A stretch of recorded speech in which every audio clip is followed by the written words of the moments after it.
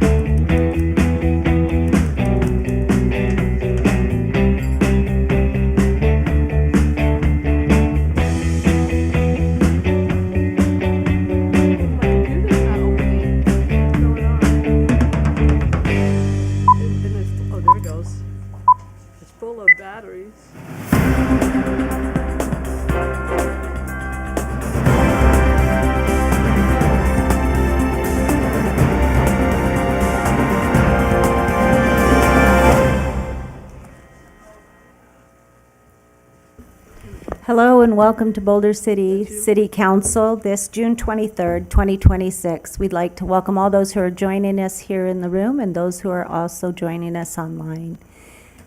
To get started, we'll do the call to order. Madam City Clerk? Thank you. The agenda was posted in accordance with Nevada open meeting law, and Mayor Joe Hardy is absent and all other members are in attendance. Thank you very much. Today we have the pleasure of having our invocation from Pastor Ed Bruning, and he is from Our Savior Lutheran Church, after which we will have the Pledge of Allegiance. So if we could all stand, please. Is he? We might have a different pleasure. You want me to open? Yes. Okay. Let's bow our heads. Oh, he's here? No. Oh.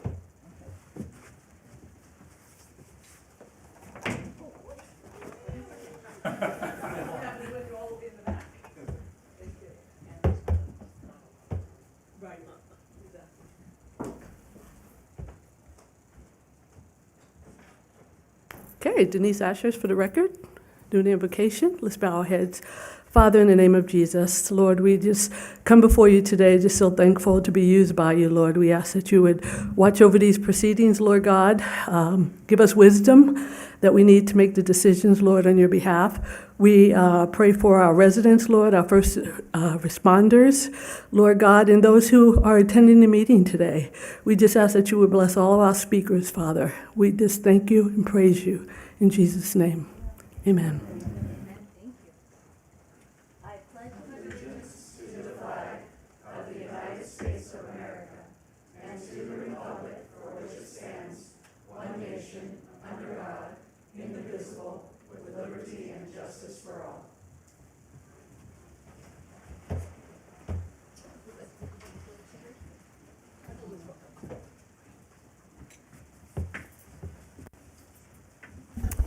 Thank you, Councilwoman, and thank you for all of you who are here today. We'll proceed forward. Do we have any public announcements? Okay, with no public announcements, it'll give us a chance now to open up to public comment. This period is for the things that are on the current agenda for today, and you have a 3-minute period to come up and speak on those, or you may call in at 702-589-9629. So if there's anyone in the room that would like to come up, this is your time.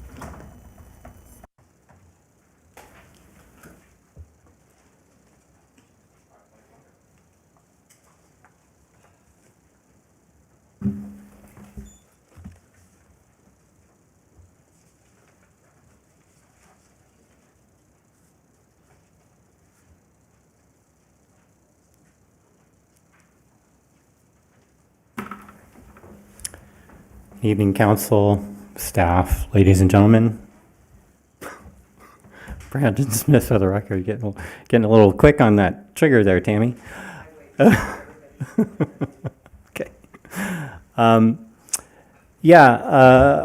This is in regards to agenda item number 17 tonight, in which the city has got almost 600 acres of land up for the Land Management Act, or land management consideration. And this is in regards to Aaron Meadow and his involvement with that project. And I just want to kind of set the record straight about what you might be in for dealing with Mr. Meadow and some of his presentations, some of his promises, what he's got going on in his head versus reality. When he was originally being considered to contract for work for the Flamingo, everything was all kosher. When his name was attached to that project, people kind of came out of the woodwork and started telling us these amazing stories. Mr. Smith, at this time, we have to stay to the agenda. Okay, well, Thank you. It's about his character and how he's asking for basically city involvement to produce multi-million-dollar project. The allegations that I've heard against him in regards to living up to promises, paying people the way they're supposed to be being paid, doing work they're supposed to be doing, it's borderline criminal. In my own interaction with him, it's not Yeah, been I'm not sorry. been At this terribly point, happy. if you have specifics regarding the project itself or the agenda well, item. like I said, I think my concern is that he's going to stand up here and make a lot of promises put together by ChatGPT, and then not make good on too many of them. So I'll just leave it at that and call it a day. Thank you.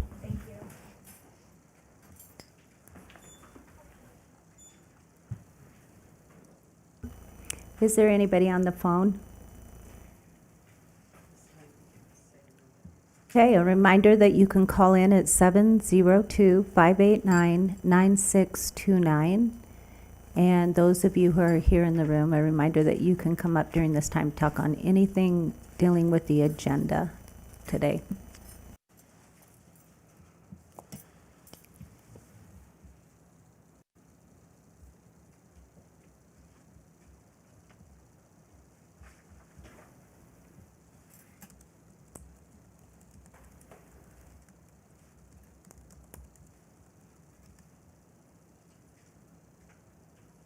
Okay, seeing no one in the room coming up, do we have anyone online? I mean, on the phone? No callers on the phone. Great, we'll close public comment at this time. We're going to look for approval of the regular agenda. Do we have any changes, Madam City Clerk? Or, We do have one change. Due to a family emergency, we would like to continue or postpone the presentation that was planned. Oh, excuse me. We're going to remove it from the agenda. It's item number 8, the presentation by our Public Works and Utilities Director. okay, thank you. So item number 8 removed. I also would like to take item number 10 and have it considered after number 7. Do I have a motion? I move to approve. I'll second. Okay, it's been moved and seconded. All in favor? Aye. Any opposed? Okay, now I'd like to move to the approval of the consent agenda. Do I have a motion? Move to approve. I'll second. Okay, it's been approved and seconded. All in favor? Aye. Aye. Aye. Any opposed? This moves us to the regular agenda and item number 5, which is the certificates of recognition awarded to Boulder City Utility Box contestant winning artist. Good afternoon, Mayor Pro Tem Jorgensen and members of City Council. Michael Mays, your Deputy City Manager. Today, we're recognizing a unique project that has had a positive contribution in our community. And this is a partnership between the city and Main Street Boulder City.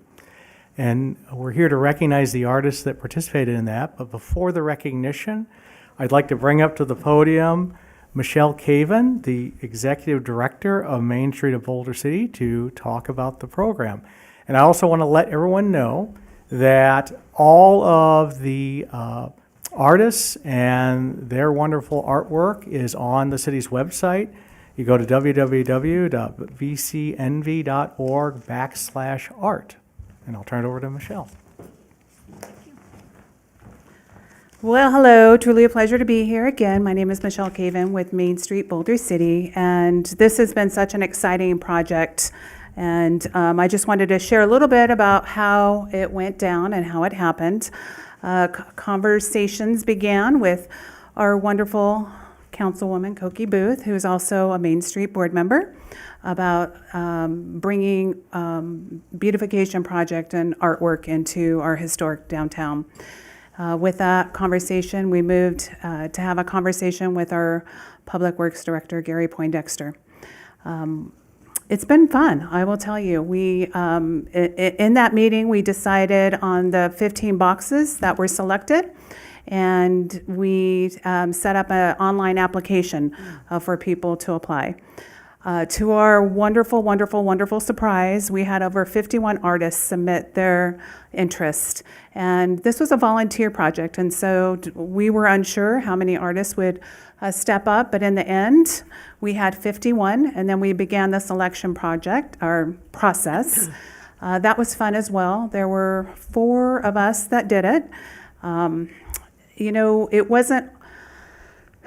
It's been kind of exciting. Through the process, we ended up having 7 artists from Boulder City, 4 from Henderson, and 3 from Las Vegas. We have 3 younger students. Our youngest was 11, a 14-year-old and an 18-year-old. It was important for us that they had an opportunity to showcase and to highlight their work we wanted to encourage them in their talent. We have professional artists that gave of their time. As you can see, they are just beautiful, and they've really added to our landscape. One of the things that has been shared through this whole thing is each of the artists have shared how welcoming the community's been. They have stopped to talk to them, to chat, they honk, they wave, they say thank you.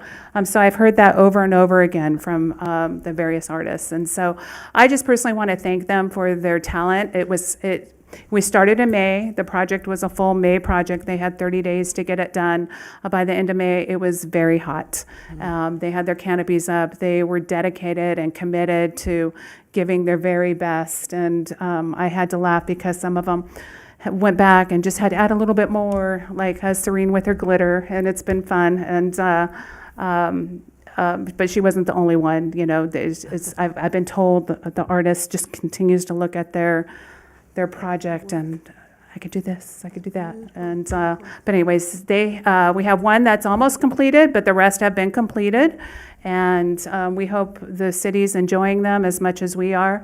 And again, I just want to thank them for their time, their talent, and some of them, even though we did provide the paint, some of them use their own paints and resources. And so again, we want to say thank you to each of them.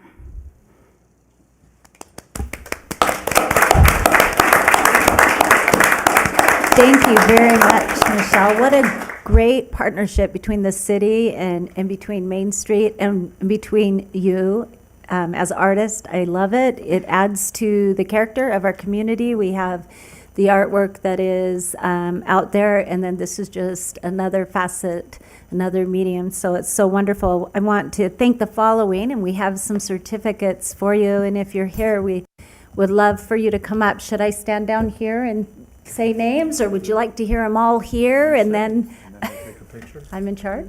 You're in charge. Great. I'm going to say the names here so you guys can hear them.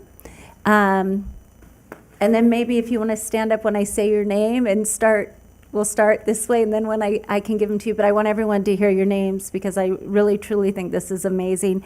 And forgive me if I'm not good at saying your name. So here we go. Lizette Baird.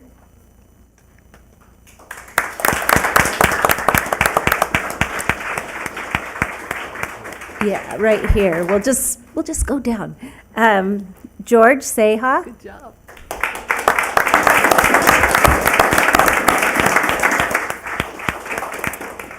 Carissa Claflin.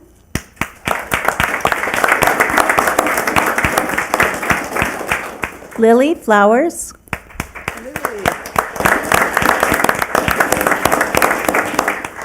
Zoe Gutierrez.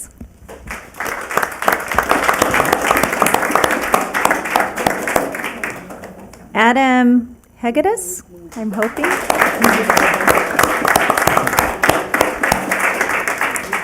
Ryan Ju.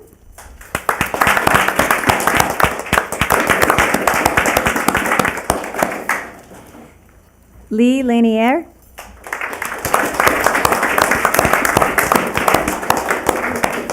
Wanda Mayers.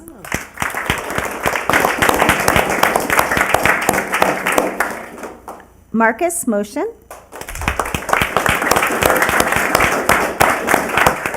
Karen Randall.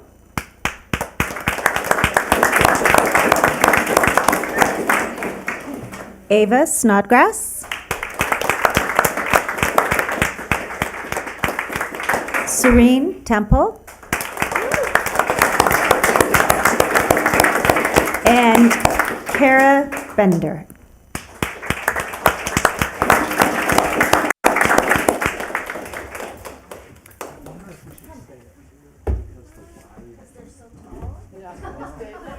I'm not tall enough to be seen if I stand.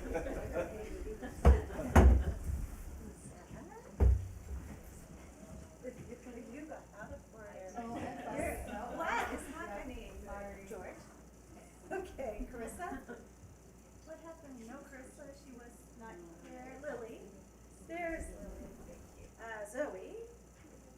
Zoe? Adam? Right here. Ryan? Thank you. Lee? Wanda? Not here. Marcus?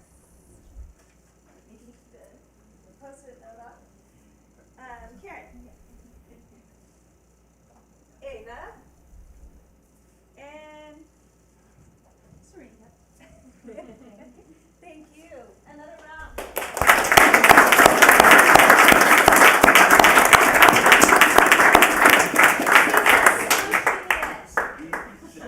Yes, her art is photography. She would like us to get as small as possible. An expert with the iPhone. Should we do, can we do two rows?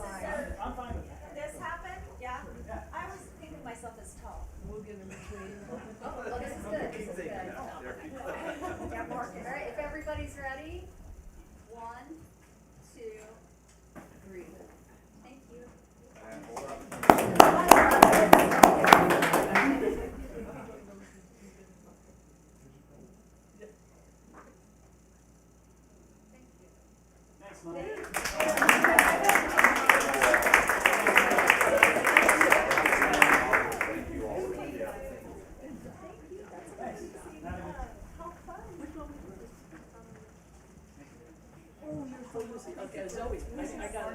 you, yeah. You're making us look good. Yeah.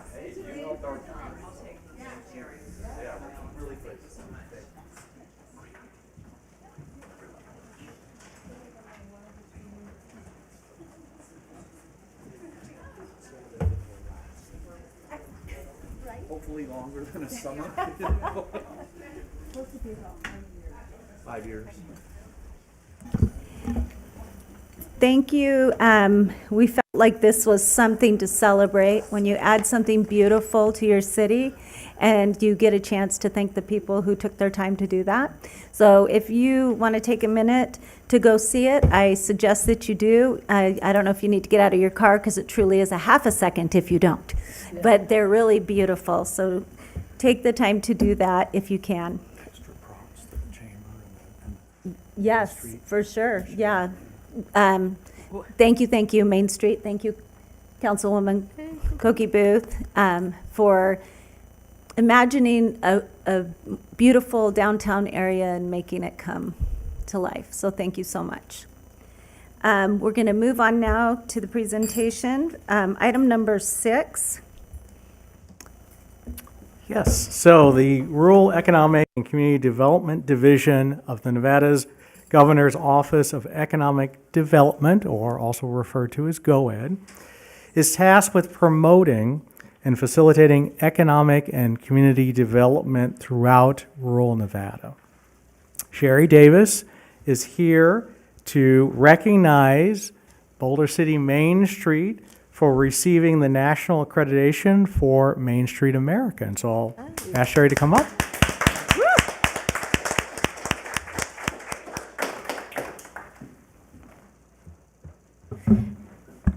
Thank you so much. I'm so happy to be here. your Main Street is incredible. So there are 34 Main Streets in the state of Nevada, and only 6 have reached accreditation, and it is a really big deal. There's 800 and something throughout the entire nation, out of thousands of Main Streets. So it really is the top. It is the upper echelon. It is the ones that have really built communities where people want to be, downtowns where everybody wants to gather and do things together that a community does, right? Creating beautiful places, all of those good things, which they have done an exemplary job of. And I am absolutely thrilled and honored to get to work with them regularly. So I just also want to make a comment of all of the things that they've done. I think you all know, but the utility boxes, right? And it's beautiful, but it also helps with a sense of place, right? All of those things were so focused on Boulder City and the beautiful environment around and all of those good things. So definitely something to be proud of. The flower pots, those are absolutely gorgeous and have really changed the look of your downtown. New Year's Eve 2026.5, what a creative way to make lemons or lemonade out of lemons, right? Just all of these creative things that they have been doing, all the activities, the banners, the welcome sign on the other side of the historic district, just the huge amount of positive impact that they have done. And they make the rest of the state look good. They make me look good, right? Which I appreciate greatly.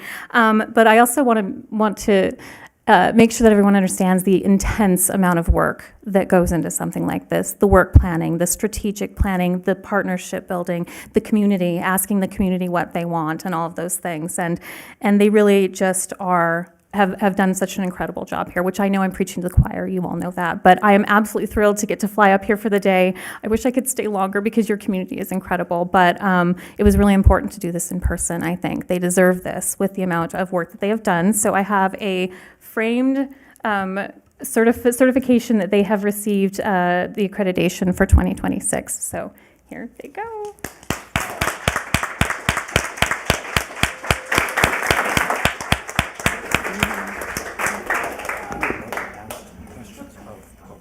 Main Street folks and her. So do we want to have them all come up and do a picture? Yes, we're going to do a picture. Oh.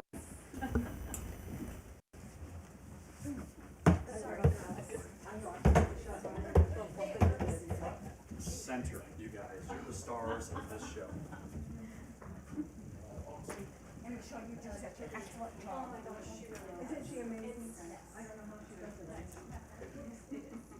Okay, if everybody's ready, 1, 2, 3.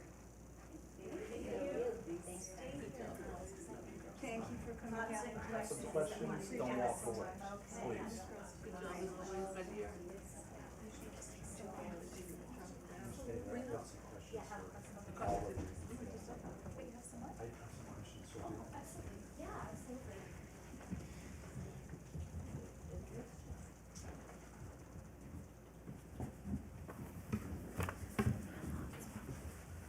That's okay. Is there anyone that has any comments or questions at this time? Councilmember If I can, Walton? please, thank you, Mayor Pro Tem. How long has Main Street Boulder City been an entity? How long is it officially? We're in our third year. So in my view, that's not a very long time, especially compared to the things that have happened in Boulder City because of Main Street Boulder City. So I can't really express the amount of appreciation and congratulations and thanks for our community. As has been stated, it really does give us a sense of community, the activities and the things that we see visually and that we participate in. The next question, what are the accreditation requirements? Just generally, you don't have to get too in the weeds. And I could certainly send it to you. And I would also like to point out just that, for everybody here, yeah. Typically it takes a minimum of 5 years to become accredited. Your program did it in 3. So that is also a really Not big surprised. deal. Yeah, no, not surprised at all. So there's 6 standards, and they're all based on good record keeping, good fiscal management, making sure that you are taking care of your entire community, right? Making sure that everybody feels welcome in your downtown, historic preservation. There's 6 basic general areas, and then they have to score a 3 or higher on all of those individual little pieces. So it is quite complicated. It takes a very long time to fill out, and it's a lot of work. But yeah. Do you remember off the top of your head some of the other communities in the state of Nevada that have this designation? Gardnerville, who had it for many years. And then we just recently got Tonopah and Downtown Reno Partnership, so Downtown Reno. We just added Midtown, Yerington, and Boulder City. So there's 6 now out of 34. So if I'm remembering my cities well, even downtown Reno can be considered historic under certain definitions, right? Does it have to be a historic community No. to be accredited? It makes it a lot easier because then you can do the work that makes you hit those goalposts. But if it does not have history there are other things that you can do, because even if you don't have those historic buildings, you have the community's history, and you can focus on that instead. It doesn't necessarily have to be a built environment. Okay, thanks. And then I think this is my last question. What are the revenue streams for downtown Boulder City? If you could just kind of give us an overview. Yeah, a partnership with the City of Boulder City, sponsorships, ticket sales for Dinner on the Avenue, and grants. And grants, great. And of course, is it a subsidiary of the Chamber of Commerce or a partner, equal? How does that fit into the chamber structure? Stomp your feet. I always say we're an initiative out of the Chamber of Commerce is my talking point. That's but, correct. yeah. It is a standalone entity under the Chamber's umbrella and has all its own bookkeeping and all of that. So it's a separate entity so that we can make sure that we hit those accreditation markers. But yes, we're very excited to be a partner with the city in this project, and the Chamber will continue to support Main Street's efforts. Yeah, thank you. The chamber, oh, go ahead. No, I just want to say, everything that has been able to be done is because of the collaboration and the cooperation and all the yeses from the city, and then Jill's leadership and all the volunteers and the board. So this is definitely a group effort. Thank you for bringing that to light, because we have had not only the great collaboration that you just mentioned, especially with the chamber, but so many volunteers, especially at the Dinner on the Avenue. So many community members just doing the work of helping that become a reality, and all the businesses that participated in that fed us so well. That was another flagship event.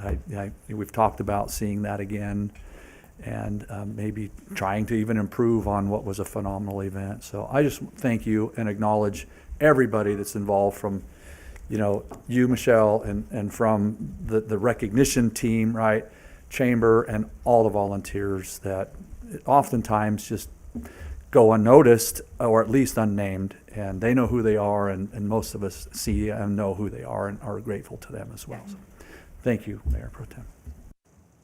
Anyone else would like to? I wouldn't miss the opportunity to say thank you for making our community even more of a community in the, light of our nation and things going on.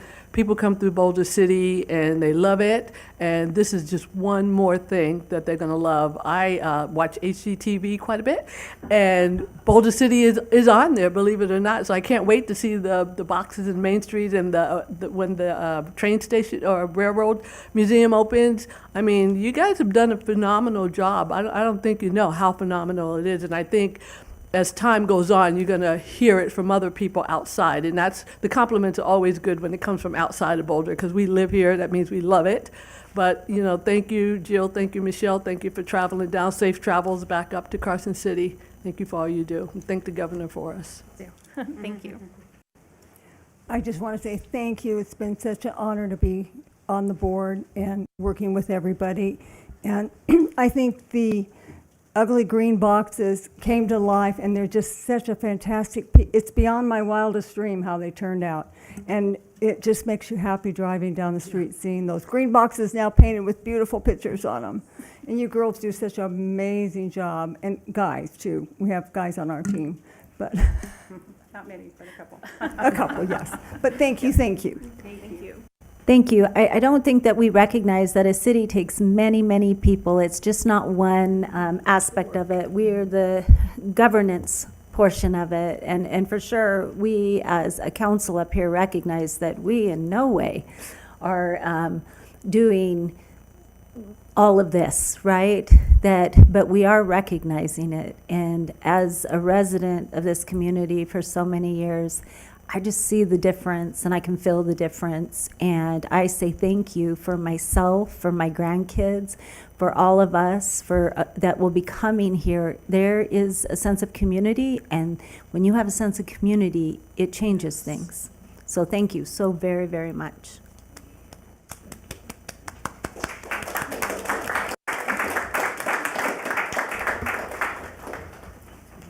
Okay, we'll move on to item number 7. We're going to have a presentation by Theodore Robeson. He's from Clark County School District. He's the superintendent for our area. Welcome. Thank you very much, City and Council members. Theo Robeson III, Region 3 Superintendent. Today, I'm going to be here to share some data with you pertaining to our 2024-25 graduation rates, and then some of the diploma access that our students have had, in addition to the student behavior data. So I'll start by the 4-year high school graduation rate as measured by the Nevada School Performance Framework tracks the percentage of students who earn their diploma within 4 years of starting high school. This district specifically monitors both overall graduation rates and the performance gap between different student groups. This report represents data from 22-23, 23-24, and 24-25 school year. Because the graduation rate data lags 1 year, reported values reflect the students who graduated from the previous cycles in specifically 24-25 school year. So one of the things that you're able to see within our data from the 2022-23 school year, where we were at an 84.3% graduation rate, then we raised to a 23-24 school year graduation rate to an 89.4%. And then currently for the 24-25 school year, it was at 84.9%. However, I will tell you that I know from the City Council previous presentations, you like to hear some more recent data. So we expect to see the 25-26 school year data to be over 90% graduation rate. So that's a celebration in itself. Also, we wanted to highlight some dual enrollment, student enrollment information. And so one of the things about this is that the dual enrollment is associated with higher high school graduation rates, increased college enrollment, and stronger post-secondary persistence. The dual enrollment supports smoother transitions from high school to post-secondary education by familiarizing students with college-level expectations, academic rigor, and campus systems. And so what we see here is that we're seeing some of our students actually access more of these opportunities. In 23-24 school year, we had 108 students access this. And then in the 24-25 school year, we had 111 students access this opportunity. And then in 25-26 school year, we have 124 students that accessed the dual enrollment opportunities at our high school. Also, we wanted to talk a little bit about the percentage of students with college and career readiness diploma. So you're able to see that in 22-23 school year, we're at 7.3% of our students earning that type of high school diploma. And then currently for 25-24 school year, it was at 12.9%. And so you are able to see some gains in that data. For career technical education student enrollment counts, we've seen a slight shift in a decline from 189 students accessing that down to 170 students accessing that currently. And for our advanced placement student enrollment count, this is the participation in advanced placement AP courses is strongly associated with higher graduation rates and increased college enrollment and persistence and greater success in entry-level college coursework. There you're seeing some decline in this access. Previously in 23-24 school year, we had 94 students access this. It dropped down to 50 students in the 24-25 school year, but we're able to see it gain a little bit up to 62 students for the 25-26 school year. Then next, we wanted to talk a little bit about our chronic absenteeism rate. We will tell you that over the previous 3 years, we've kind of had some ups and downs with that data, where we're at 22.9% down to 19.7%, but then we've seen a slight uptick back to 21.5%. And then when we look at our suspension numbers, what we're able to see is that in the 23-24 school year, we were at 72 suspensions. Then we dropped down to 56 suspensions in the 24-25 school year. And then we're seeing an uptick in 25-26 to 85 suspensions. Also, we wanted to talk about our percentage of our graduates with an advanced diploma. And so in the 22-23 school year, we saw that be 33.3% of our students. That has slightly gone down the last 2 years, from 23 to 24 school year to 26.5%, and for the 24-25 school year, down to 23.6%. And we think that that's about the same for 25-26 as well. Next, what I'd like to do is share with you some celebrations from our schools within Boulder City as well. So at Mitchell Elementary School, they're recognized for having high achieving and high growth scores in math and reading on the spring MAP assessment data. Notably, 89% of the second grade students scored above the 40th percentile in reading, with 69% scoring above the 60th percentile. In regards to social emotional learning, they're named the Leader in Me School, a highly exclusive status held by only 40 schools. And so I want to say that again, that as a named the Leader in Me legacy school, highly associated with high performance and behavior, we had 40 of our schools nationwide get to have this distinction out of 8,000 schools, and we have one of those schools with Mitchell Elementary School. So that's a pretty astounding celebration for them. At Martha P. King Elementary School, in regards to academics, they demonstrated above average national performance on the spring MAP data, at 61% of the students scoring above the 60th percentile in math, and 55% of the students doing the same in regards to reading. In regards to social emotional learning, they utilize PBIS framework to foster a highly positive culture. And then one other specific thing we wanted to give you about this is that they had 75 positive recognitions for every single corrective consequence during the 25-26 school year. So that's also some pretty phenomenal data as well. And then when we go to Garrett Junior High School, what we're able to see is that Garrett Junior High School is a highly positive trajectory in their math performance school-wide, where the growth outperformed the national median to land in the 57th percentile. And overall achievement saw a 7-point increase from fall to spring, ending at the 66th percentile. And then when we focus on reading, in sixth grade, they achieved the highest overall mastery of achievement in the school, with the median growth reached 61st percentile, with 50% of the students hitting high average to high growth tiers. Overall achievement rose by 13 points to finish at the 69th percentile. And the highest achievement band of the 80th percentile expanded from 24% to 29% of their students. And in seventh grade, they successfully focused on reducing the number of struggling readers. The percentage of at-risk students in the lowest achievement bracket was cut by more than half, dropping from 13% to 6%. And then the median growth hit the 59th percentile, with 48% of the students landing in the top 2 growth tiers. And then in eighth grade, students consistently demonstrated competitive gains with a steady median growth at the 60th percentile, and half of the students reaching the upper growth tiers.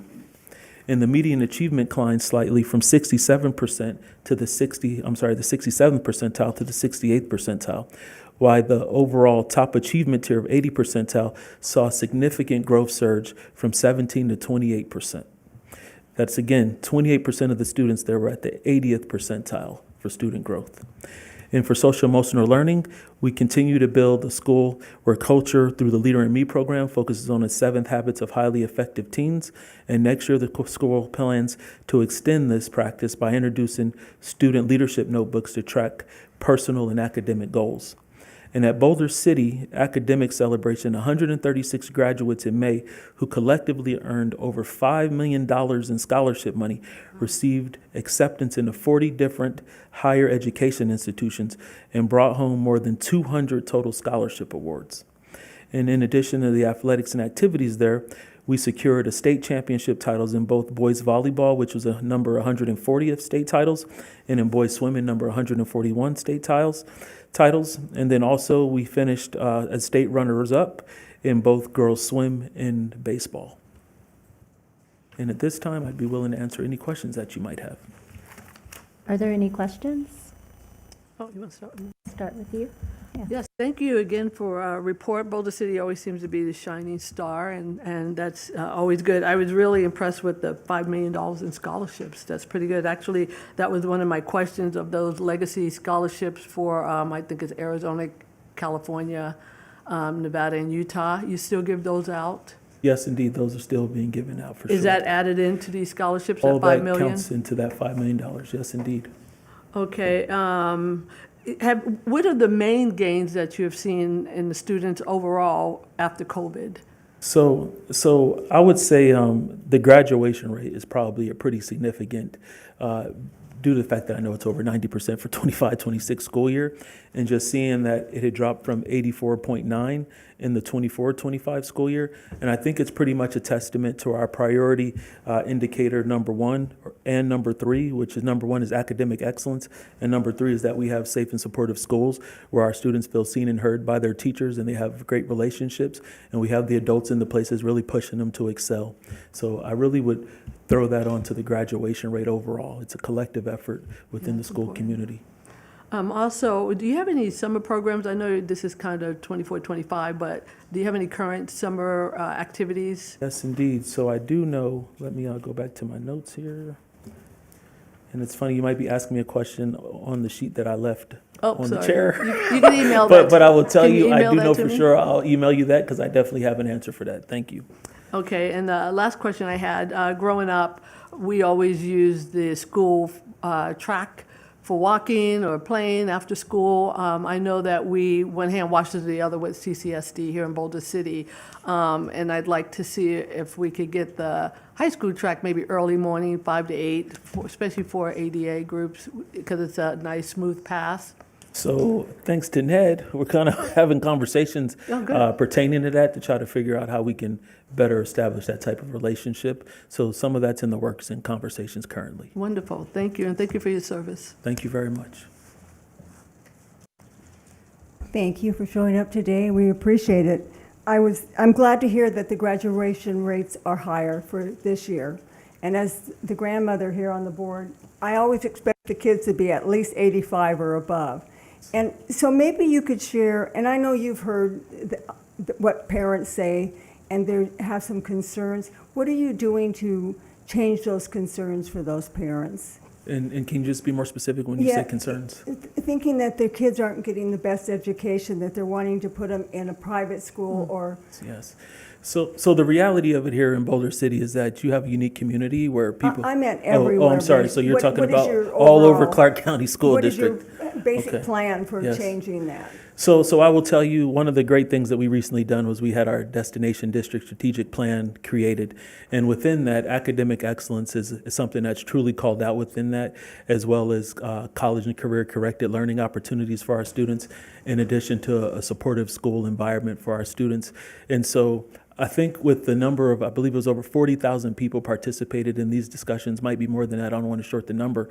But the reality of it is that we're reimagining what Clark County School District is for our community. And we also know that based on our student performance data, that a lot of these charters can't hold a light to us because we're really doing the best work in pertaining to ensuring that our students have access to high wage, high demand post-secondary outcomes, and they're college and career ready. And if they choose to go to the workforce, then we have opportunities thanks to our career technical academies and our career technical education programs that are within Clark County School District. So one of the things that Superintendent Ebert and Dr. Welsh, my supervisor, really talks to us a lot about is how can we better go out and market ourselves within our community to tell our story better. And we have a tremendous student engagement and community engagement team that's helping us figure out how to strengthen that work within our communities as well. But I truly believe now that we have a focus as a destination district that we're going to be doing a lot of the work over the next 5 to 6 years to ensure that our community understands that we're the best option that they have in Clark County School District or throughout the state of Nevada. Thank you, and you answered my second question, is how are you going to get that data out to parents? And so you answered that, so thank you very much. Thank you. I just have the $65,000 question, or is it $64,000 question? Can you give us a sneak peek into the facility discussion that's been going on? So I will tell you, I don't feel as comfortable doing that. I need Brandon McLaughlin here because I don't want to give any misinformation. But I will tell you the conversation. I attended one of those sessions where we had a tremendous amount of community support, which helping us better define the direction that we would like to go in regards to the future of Boulder City. But the specific details about what the final plan is, it's still yet to be determined. But it'll be hopefully better actualized and presented out in the coming month, I hope. So, alrighty. Thank you. Thank you so much. From these questions, I have just a few little things myself. The one that he just asked pertaining to our schools and the facilities, I know in talking, I've attended a couple of those too, that they said in the fall that they would most likely do that. We will have a seat at that table? For sure, you will certainly have a seat at that table. Okay, as the discussion's going on. Yes, and from the beginning, there's been the ability to come to the table to have the conversations. Absolutely. And so please know that will certainly continue for sure. Perfect, Yes, because indeed. you've actually allowed many people at the Indeed. table, more so than in past years, for sure, to have discussions like this. So we're so appreciative and just want to make sure that it continues as we're getting closer and closer to final decisions, that we're there participating, discussing. Yes. So thank you for that. Also, if you haven't had a chance to meet Superintendent Ebert, she is vivacious, driven, and forward-thinking.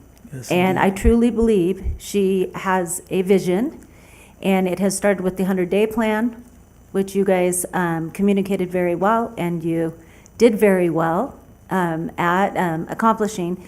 And then this destination district where, again, not just in the facility plan, but also in the 5-year, like we do 5-year plans for the municipalities, right? This is a school district 5-year plan that has so many elements to it. Can the general public access and look at that 5-year plan? Yes, indeed. So it should be on the district's website. I know for sure you can see the pillars. I know on July 1st, it'll go back to the board for some fine tuning, but then after that, I believe it should be going public. And that will be action-oriented, and will we have an opportunity to see the progress also Yes, on the indeed. website? Yes, indeed. There should be progress updates on the website specifically, and then also Superintendent Ebert may be doing some quarterly progress checks to alert the community on how we're moving forward with that 5-year plan. And fantastic, could you share a little bit of that when you come too, for us? Oh, You know, for sure. just say. Yes, indeed. And thank you for taking the time to see what our schools are doing well. I mean, I really appreciate that, and I'm sure you can see that we love our community, and part of that community is our kids, and we just want for them to have the best chance possible. We also just really want them to come back here, but if they don't come back here and they go out into the big wide world, we want them to have the best chance possible there. I did have one question about advanced diplomas, because you even mentioned that, right? That in 22-23, we were at 33%, and then last year, since this isn't this year, we were down to 22 or 23%, which is 10%. What factors, Yes. caused a 10% decrease in 2 years? So I could speculate, and so this is where I would want to go back and get some actual answer to that question through working with our principal, Amy Wagner at Boulder City. But I'll speculate for a second. The positive part is that we're seeing increased dual enrollment access to our students. And so when you have a variety of different diploma types, a lot of times students work with what they feel might best meet their needs. And so I'm less concerned due to the fact that I'm seeing more students engage in the dual enrollment options and things of that nature. But I will get you a more specific answer to that question from working with Ron Gurzon, the SAS of Boulder City, and myself with Amy Wagner. Okay, and to allow people to understand, an advanced diploma offers what? So an advanced diploma, so I'm going to read it specifically from here for you. Right. So districts tracks the percentage of students who earn advanced diplomas, a credential that signifies a student has completed additional rigorous coursework beyond the standard state requirements. Do they get college credit? So that's a tricky question. So may not be all the time. However, if you're taking dual enrollment, then you will be able to. If you're taking AP within that, then you'd be able to. Some career technical education programs will also provide that opportunity, and in some cases, but I can't say 100% of the time, you're always getting college credit with that. Okay, and do you double report in that? So would you be reported as an advanced diploma if you take dual credit, or if you take So that, if you earn or that are amount you of credits, separate? so if you earn that amount of credits to get that thing, then you would be able to get that. So you may have to have 20 credits of this in order to receive that, or 30 credits of this in order to get that. So you would be able to be dually counted. Okay, great. Do you always just, when you come here, wonder what we're going to ask you? Yeah. The Yes, blessing of a yes, yes. small community is we Yes. pay attention. Yes, indeed, and I appreciate that. To be honest with you, like, it's always a welcoming environment, and I do appreciate having the opportunity to present in front of you because there's so many highlights within the data. Like, there's always so much more celebrations than the opposite of a celebration. So I really appreciate these opportunities to showcase what's happening in Boulder City. And then when you give us the opportunity to talk more about what's happening in CCSD, like our strategic plan, the destination district work, also excited to talk about that as well. Well, thank you. Thank you I for got one last- coming. one last Yes? question. Oh, yeah. I had the last slide was on International Baccalaureate Program. Do you track if we have somebody from Boulder City in that program? I know there are only certain schools that offer that. Yes. So if you had a student, if you're above the reporting number, then it would have been reported within this data.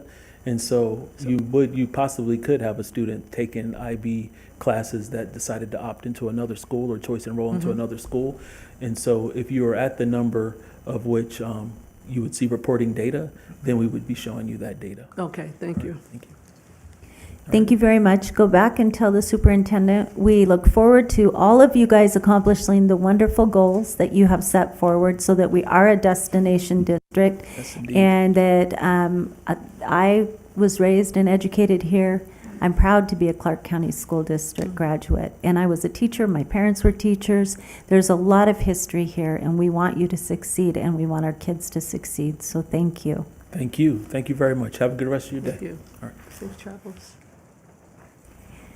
So this brings us to item number 10, or 7. We were at 7. We just did 7. We're on 10. C-Spot Run. We're going to do number 10. Wow, a lot of voices up here. 8, 9, 10. Let's just spin the wheel. Item number 10. Let's move to that. Thank you. Well, if it's number 10, I'm here for number 10. Yeah. That's good. That's where we landed. Good evening. I'm Mark Armitrod. I'm your real estate and contracts manager for the city. Item 10 is a bill number 2132 to approve agreement number 26-001 between the City of Boulder City and C-Spot Run, Inc. to lease land at Veterans Park for the operation of a dog park located at 1811 Commons Way. That's there at the south end of Veterans Park. Back in 2009, the city first leased 3.59 acres to C-Spot Run to develop and operate a dog park. Since then, they have developed a fenced-in exercise area, covered seating for patrons, and water stations, as well as other activities that are organized throughout the year. The initial contract was for a 5-year term, which they had renewed for the additional 5 years that had expired back in August of 2024. And it had missed both the city and C-Spot Run's radar at that time. We have been working with C-Spot Run over the last 6 months to then renew this agreement, as has been very beneficial for both the city and for C-Spot Run to enter into this agreement. The proposed agreement is for a 5-year term. It will be backdated to August of 2024 and will expire in December of 2029. And the compensation is free. As a nonprofit, it has been determined that they are providing a service that the city would otherwise be required to expend money to offer ourselves. So we're happy to bring this forward, and Ms. Sandra Frazier is here to answer any questions should you have any for C-Spot Run. Thank you very much. Would you like to come up for a second for questions? First, we have a disclosure. I would like to disclose pursuant to NRS 28281A that my business has contributed financially to C-Spot Run Incorporated and annually rents signage space at the C-Spot Run Park. I also personally volunteer for Bark in the Park, which benefits C-Spot Run. I have been advised by the city attorney that because these are relationships under Nevada ethic laws that would likely impact the judgment of a reasonable person in my situation, I will abstain on this item. Great, thank you. Do we have any questions or comments? A comment or two. I don't have any questions. Thank you for all you do down Oh, there. you're very welcome. We Thank you. love the efforts that you put into that and all that you do for the community in that way. Thank you so much. I don't have anything. Thank you. This is a labor of love, Yes, ma'am. right? That involves a lot of work, Yes, and we are thankful for that area of the city that allows that area of our population to enjoy some time outdoors. So thank you for that. Thank you. With that being said, do I have an, I will move to approve Bill 2132. And I'll second it. okay, it's been moved and seconded. All in favor, say aye. Aye. Any opposed? Great, we'll Thank keep you so seeing you very out much. there, so Thank thank you. you Looks so like you've much. insured yourself a job for a little while longer. For another 3 years. Yeah, another 3 years, thank you. Yeah, free. Okay, we'll move to item number 11 under, oh, no, Ned, I'm sorry. Item number 9, a presentation by Ned Thomas, our city manager, on the status of our 5-year plan that we are implementing here as a city. I was kind of hoping that in all of that moving around that you might skip right over me, but this is an important presentation, and we're a little delayed in bringing you the quarterly presentation, so I'm happy to have that opportunity tonight. I'm Ned Thomas, your city manager, and I am here to present some key, or to highlight some key efforts by city departments in implementing the city's 5-year strategic plan, efforts that have occurred over the past quarter since my last update in January. I will emphasize these are highlights only. There are many, many efforts underway across the city to implement the strategic plan. I've chosen a few that I thought would be of interest to the council or the community. Just as a reminder, the council adopted the 5-year strategic plan at the end of October 2024. So we're now about 20 months into implementation, about a year and a half. And I would like to begin, if we could go to the next slide, please. My first 2 slides outline the 7 goals, and these goals provide the high-level policy framework for the 5-year strategic plan. Use these each time as a reminder of those goals. Under each goal is a set of strategies and action steps and success factors to guide implementation of the plan. And those are included, that implementation plan is included as an attachment in the meeting packet tonight. In total, there are 39 strategies.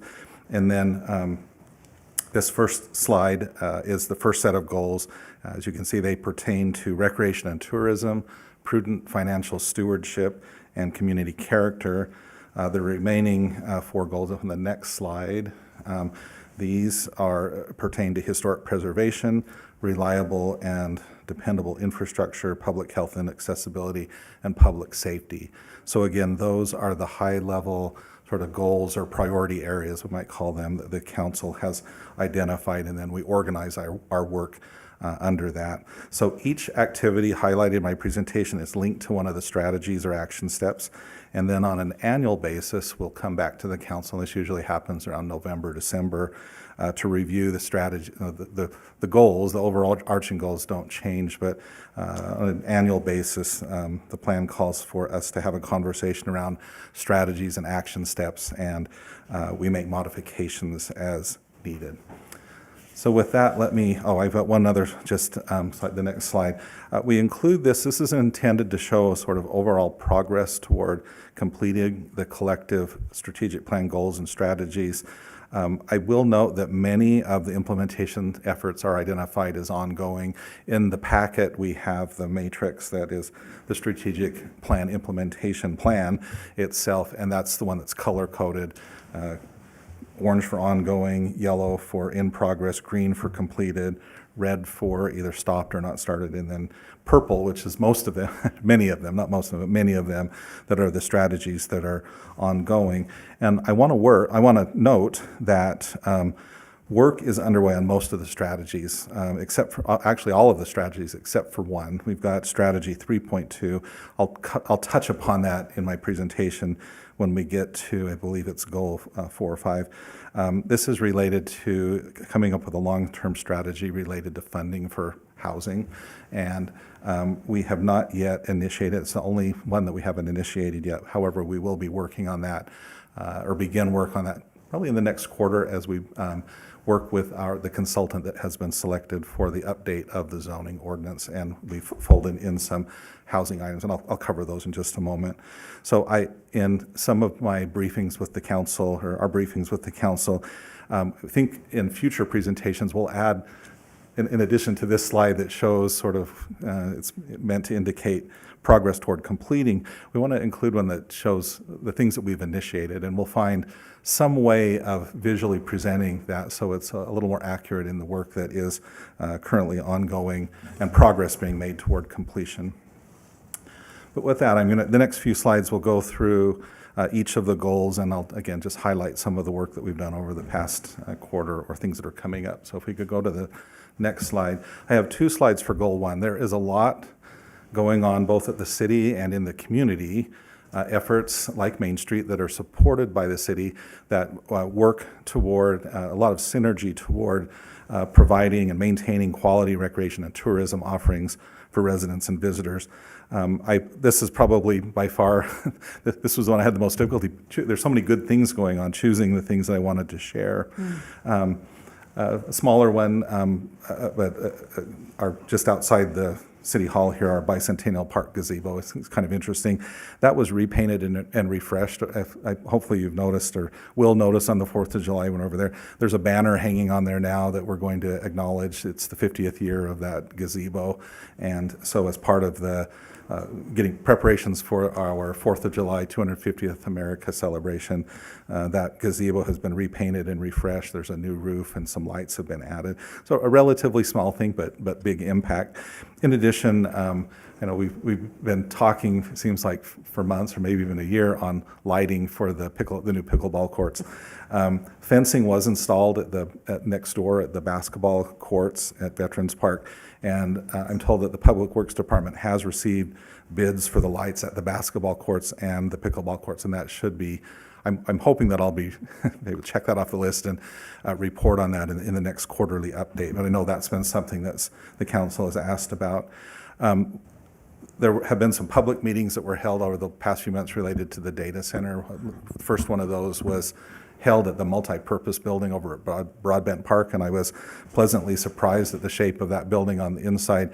I think last year the fire department had handed out bicycle helmets in that building, and it was very nice, but when I went back, it's been refreshed, repainted, and just overall refurbished, and it looked very nice. So again, under this first goal of supporting, planning for, and managing our physical and recreational assets, I thought that was something that was worth mentioning. Another item that has come up in the last few months where we became aware that were some burnt out lights at Wayland Field and Bravo Field over by the high school. And I'm happy to report that utilities team replaced the burnt out lights at Wayland Field last week, and I believe they were working on Bravo Field lights this week. As you know, there's a large roadway improvement project, yet again another infrastructure project going on Adams, and that included some changes to the sidewalks, and they needed to coordinate. There was some concrete that went in, and they couldn't drive the equipment that was needed to reach the lights at the same time. So, but that work is going on as well. If I could go to the next slide, please. This is goal 1 continued. Again, we're not touching on all of the strategies. I thought these were worth mentioning. We've got a couple of long-term. So I should have mentioned at the front, our strategic plan, underneath each of these goals, we have some short-term, medium-term, long-term, and then ongoing. I guess it was alluded to in that slide on the progress being made. But here we have a couple of long-term specific projects. One is a replacement or the development of a permanent multi-purpose public meeting space. This would be, in this case, a replacement to the pavilion over at the Boulder Creek Golf Course. The other one, of course, is initiating, completing construction on the community pool. The community pool is well on its way. The last bubble down was held in April. Staff and the architects and our construction manager at risk, or the CMAR, council approved the CMAR during this quarter, and they're now working on the final design details. That will be coming back to the council when the final design details are hammered out. I spoke with our Parks and Rec director today. She mentioned that one of the reasons that we would bring the design details back to the council anyway, but the thing that they're working on is under the CMAR process, they work out all of the details so that the construction manager can work with their vendors to get the final pricing, because we will be bringing back to the council the guaranteed maximum price. And all of that, the work toward getting to a guaranteed maximum price is being done now. And we expect to bring that back to the council in the fall. I mentioned the bubble down because to me that was sort of like the cutoff. It's like, okay, this is becoming even more real, and we're happy that we're moving toward hopefully a groundbreaking in the fall. Couple of last things. Again, this is my longest item, but I wanted to mention this. Sometimes it's the small things that are important, but for years the city has maintained a ram cam up at Hemingway Park. So when we talk about tourism, this is one of the ways, both for the people in the community, but I've referred a lot of people over to that ram cam because the bighorn sheep are an attraction here, a tourist attraction here. So we were made aware for the 250th anniversary of the country that there is a group, organization, EarthCam. So EarthCam puts a permanent camera, and there are things like on the pyramids and on the Taj Mahal and Times Square. So they were looking for communities across America that they could highlight celebrations that were happening for the 200th anniversary of the country, and they wanted to, and we worked with them to put a camera here on our main street so that our parade at Boulder City can be part of EarthCam, and it will be available via the internet across the country. It was a 5-year deal, and so once the parade is done and the camera equipment that's already been installed, we will move that to Hemingway Park. And so it may either replace or work in tandem with the ram cam so that we have even broader exposure of our famous bighorn sheep in Boulder City via the ram cam. So again, this idea of under Strategy 6, promoting Boulder City as a destination for tourism. And then the last two I'll mention, it's hard to go on and on about this, but we had the Chamber of Commerce here tonight, Jill Lagan, and also Boulder City Main Street. And of course, Chamber of Commerce is supporting development of the Boulder City Outdoor Recreation or Outdoor Adventure Center, which will bring a lot of tourism to our town. We help support the Chamber of Commerce and work closely with them.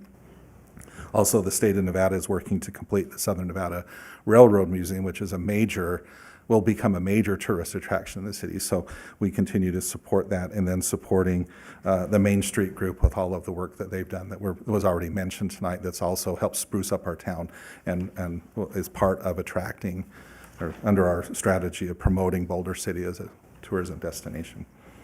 Okay, so we'll move from goal one. Can we take a question or two? Yes.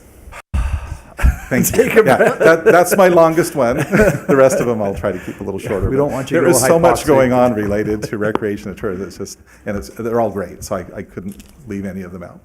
Agreed. And I wanted to ask about the status of another one. We've all missed the sound of opening parachutes and the scream of falling parachuters under the canopy as it echoes across, this southern part of the community. I could certainly hear them from my backyard, and it's awesome. Could you give us a brief update on the talks that have been ongoing with getting them to return, please? Yeah, the thing that is holding us up and has been holding us up is the environmental review related to is it the grant funding that's for that? Yeah, pardon me? Oh, I'll have my. So we have been, for the last year, moving through a process to designate a new location for the landing site. This will be north of the airport, north of Veterans Memorial Parkway. And in order to do that, we have to go through several steps that include review by the FAA and the state to allow for us to have the landing zone in the new location. We were hoping to have this done by the beginning of the year, and we're still waiting to hear back from them. As soon as we get the clearance from their review, we're going to put out notice to interested parties. There could be several operators that may be interested in utilizing the landing zone because we believe it's important to bring back parachute operations to the community to support the airport and to support economic development. Thanks. Any other questions or comments? Not yet. Okay. That did You're remind, I back. did leave out one of my bullets. I was trying to be a little shorter, but we are working, I think there's two things that the city is working, so the skydiving, but also the zip line. So the zip line still exists up in Bootleg Canyon. It kind of has not been active since the pandemic, but we have been actively looking for a vendor to come in, and we were recently contacted by one. So we're hopeful, and hopefully in either the next quarter or the following quarter, we'll be able to report a successful venture there. Because we did go out to RFP on that particular item, and we were not successful, if we are able to work something out with this potential vendor, then we would be able to directly negotiate with them. And I will add that this is one of the things that caught their attention was we also had them, in addition to meeting with staff, we had them meet with Jill Lagan from the Chamber to talk to them about the Adventure Center and what a great resource that will be for them in bringing people out to Boulder City. So again, that's one of those examples of the great synergy that is available and that we're trying to work to our advantage here. Sherry, I just got one. Since we're talking about adventure centers and tourism, the golf course, are you going to talk about that a little bit later? The municipal golf course, they're upgrading, I guess? Yeah, I think that is in here, That's in it if not, I'll further down? fold it in. Okay, Yeah. thank you. Going. So let's go over to goal number 2, which is achieving prudent financial stewardship. A couple of things here. Last month, or at the end of May, we presented a balanced budget to the council. That's one of the other strategies. Can we go to the next slide, please? Sorry. Yeah. So one of the other strategies is to have a balanced budget at the council. This does follow the 4-prong approach that we talked about, which includes evaluating impacts from our collective bargaining agreements. We have a utility rate study that's underway, and we hope to also conduct a comprehensive fee study. So over the next year, we have a couple of different things of looking at our revenue sources, also working on an organizational assessment to maximize efficiency while ensuring that we can maintain high-quality services at the city. So a couple of things going on there.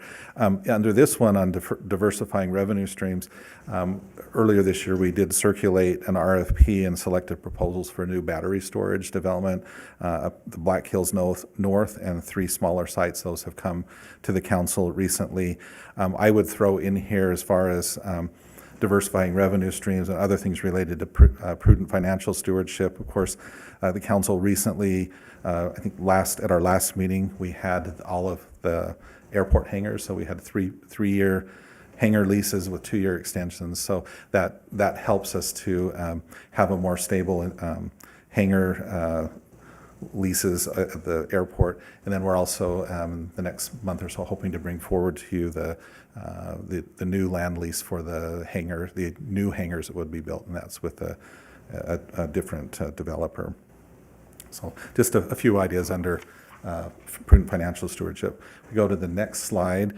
This is goal 3. There are 6 strategies under the maintaining community character through the growth control ordinance. I mentioned that this is more coming up, but we have selected the consultant to prepare our zoning ordinance update. It's much needed. Folded within that work will be an evaluation of amendments to Title 11 related to housing. Some of that may be to either provide regulations or update regulations that will allow and encourage diverse housing types, including townhomes and accessory dwelling units, also known as ADUs, or sometimes they're called carriage houses or granny units. So those are some things that are not currently allowed here under our outdated zoning ordinance. We will be looking at that. As part of that update to the zoning ordinance, there will also usually that will include some streamlining of the permitting process and the approval process. That could be related to housing. And then we've also provided in the new budget money for I refer to it as a housing needs assessment, and any zoning changes that may be related to housing as a long-term strategy. Under this, maintaining community character, we've had an ongoing discussion. It really came up around data centers, but it was really a discussion around the land management process. You have an item on the agenda later today. It's also another land management process. So I won't dwell on that, but all of that I think is part of maintaining community character. And I have certainly, being new to Boulder City, I have certainly learned a lot about the processes that we have in place to maintain that character, and whether it's through housing or other types of development. If we could go to the next slide, this is goal 4. There are 4 strategies here. This is around historic preservation. In April, I believe, in May, the city celebrated annual Historic Preservation Day. This was widely advertised in local news and in the Boulder City Magazine. So this falls under our strategy of increasing awareness of the economic benefits of historic preservation. I thought it was great. We had presentation of the awards for the youth artists. Those were presented. We had them here on the wall in City Hall. They were even on the banners and down. So we have these really great ways. And I like that one in particular because it was engaging the youth in the historic preservation. It's a very unique aspect of Boulder City. There was also a presentation that was given at Bullock Field Historic Airport Hangar. And then I also wanted to just mention the restoration of the historic Fenton House on Avenue C. This restoration is being spearheaded by the Boulder Dam Hotel and Historical Society. The city supports them through an annual grant. So we're glad to see those efforts go forward. And then the next slide, we'll go to goal 5 on dependable and reliable infrastructure. One of the strategies there, as you see here on the screen, is to identify and pursue new and unique funding opportunities. A couple are mentioned here. Public Works has submitted a grant application for $1.8 million for flood control channel maintenance. That's under their annual maintenance work program, or the AMWP. Some of the examples of how that grant would be used would be engineering design for the Hemingway Channel. I know work is being done on what's called the East Airport Channel, and then there's some storm drain improvements on Avenue G. Back in March, Representative Dina Titus visited us here in the chambers and announced a $980,000 federal grant to fund critical upgrades to the Boulder City wastewater treatment plant. We appreciate that funding. It will go a long way toward some of the, I think of it as the unseen infrastructure. No one complains as long as everything is working, but if it's not, so we have to spend the money to maintain the wastewater treatment plant. And then it came up in conversation earlier. I just wanted to mention that when the city council adopted the new building codes, that included a recommendation from the SNWA for no evaporative cooling in these large buildings, including data centers. So it was bringing us in line with the rest of the region, and showed the council's interest in that type of dependable and reliable infrastructure.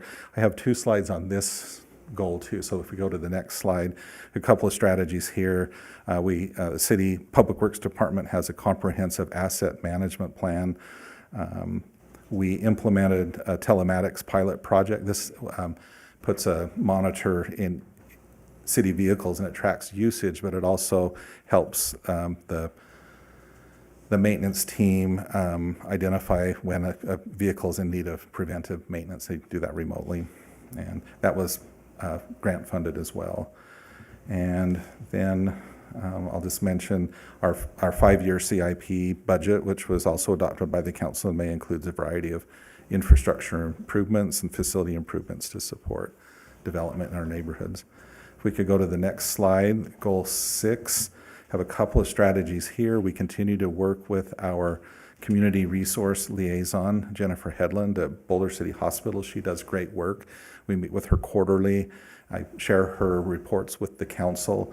She helps with the social services needs of the city, with the people who have aging or housing needs. She works extensively with the police and the fire department on helping homeless, addressing any homeless needs in the community, and it's been a really great resource for that. Related to accessibility, strategy 3, just outside here, we're in the almost done. I think there's some shade structures that will go into the employee parking. I had a resident ask me a few weeks ago, why did the city, it was a perfectly good parking lot, why did you tear that out and replace it? And I said, well, we needed to enhance the accessibility of City Hall. So part of what needs to be completed is we will replace the bridge that comes into City Hall and make it more wheelchair friendly. But this is a great example of the city's investment. The parking lot has been made more accessible, and then there's also parking places out there for different types of veterans, and then those who need more of a flat surface to get in. I will add, we continue to have quarterly meetings with that ADA working group, and recently they presented us with an idea for CERT training in the fall, so it's Community Emergency Response Team, and those classes will be taught by the county. So the fire department is now working with the ADA working group to put together those classes for our residents, and if there's more interest, there's additional training that can be done, but as an initial effort. And I thought, again, that's another good example of synergy between the city and a community group. And then we'll go to the next slide. On the last goal, number 7, is continue maintaining high levels of public safety. I think you've attended the swearing-in ceremonies. We've had 3 new officers added to the police department. They're now in field training. I think they're going to complete that field training in the next couple of weeks, and they're all doing well.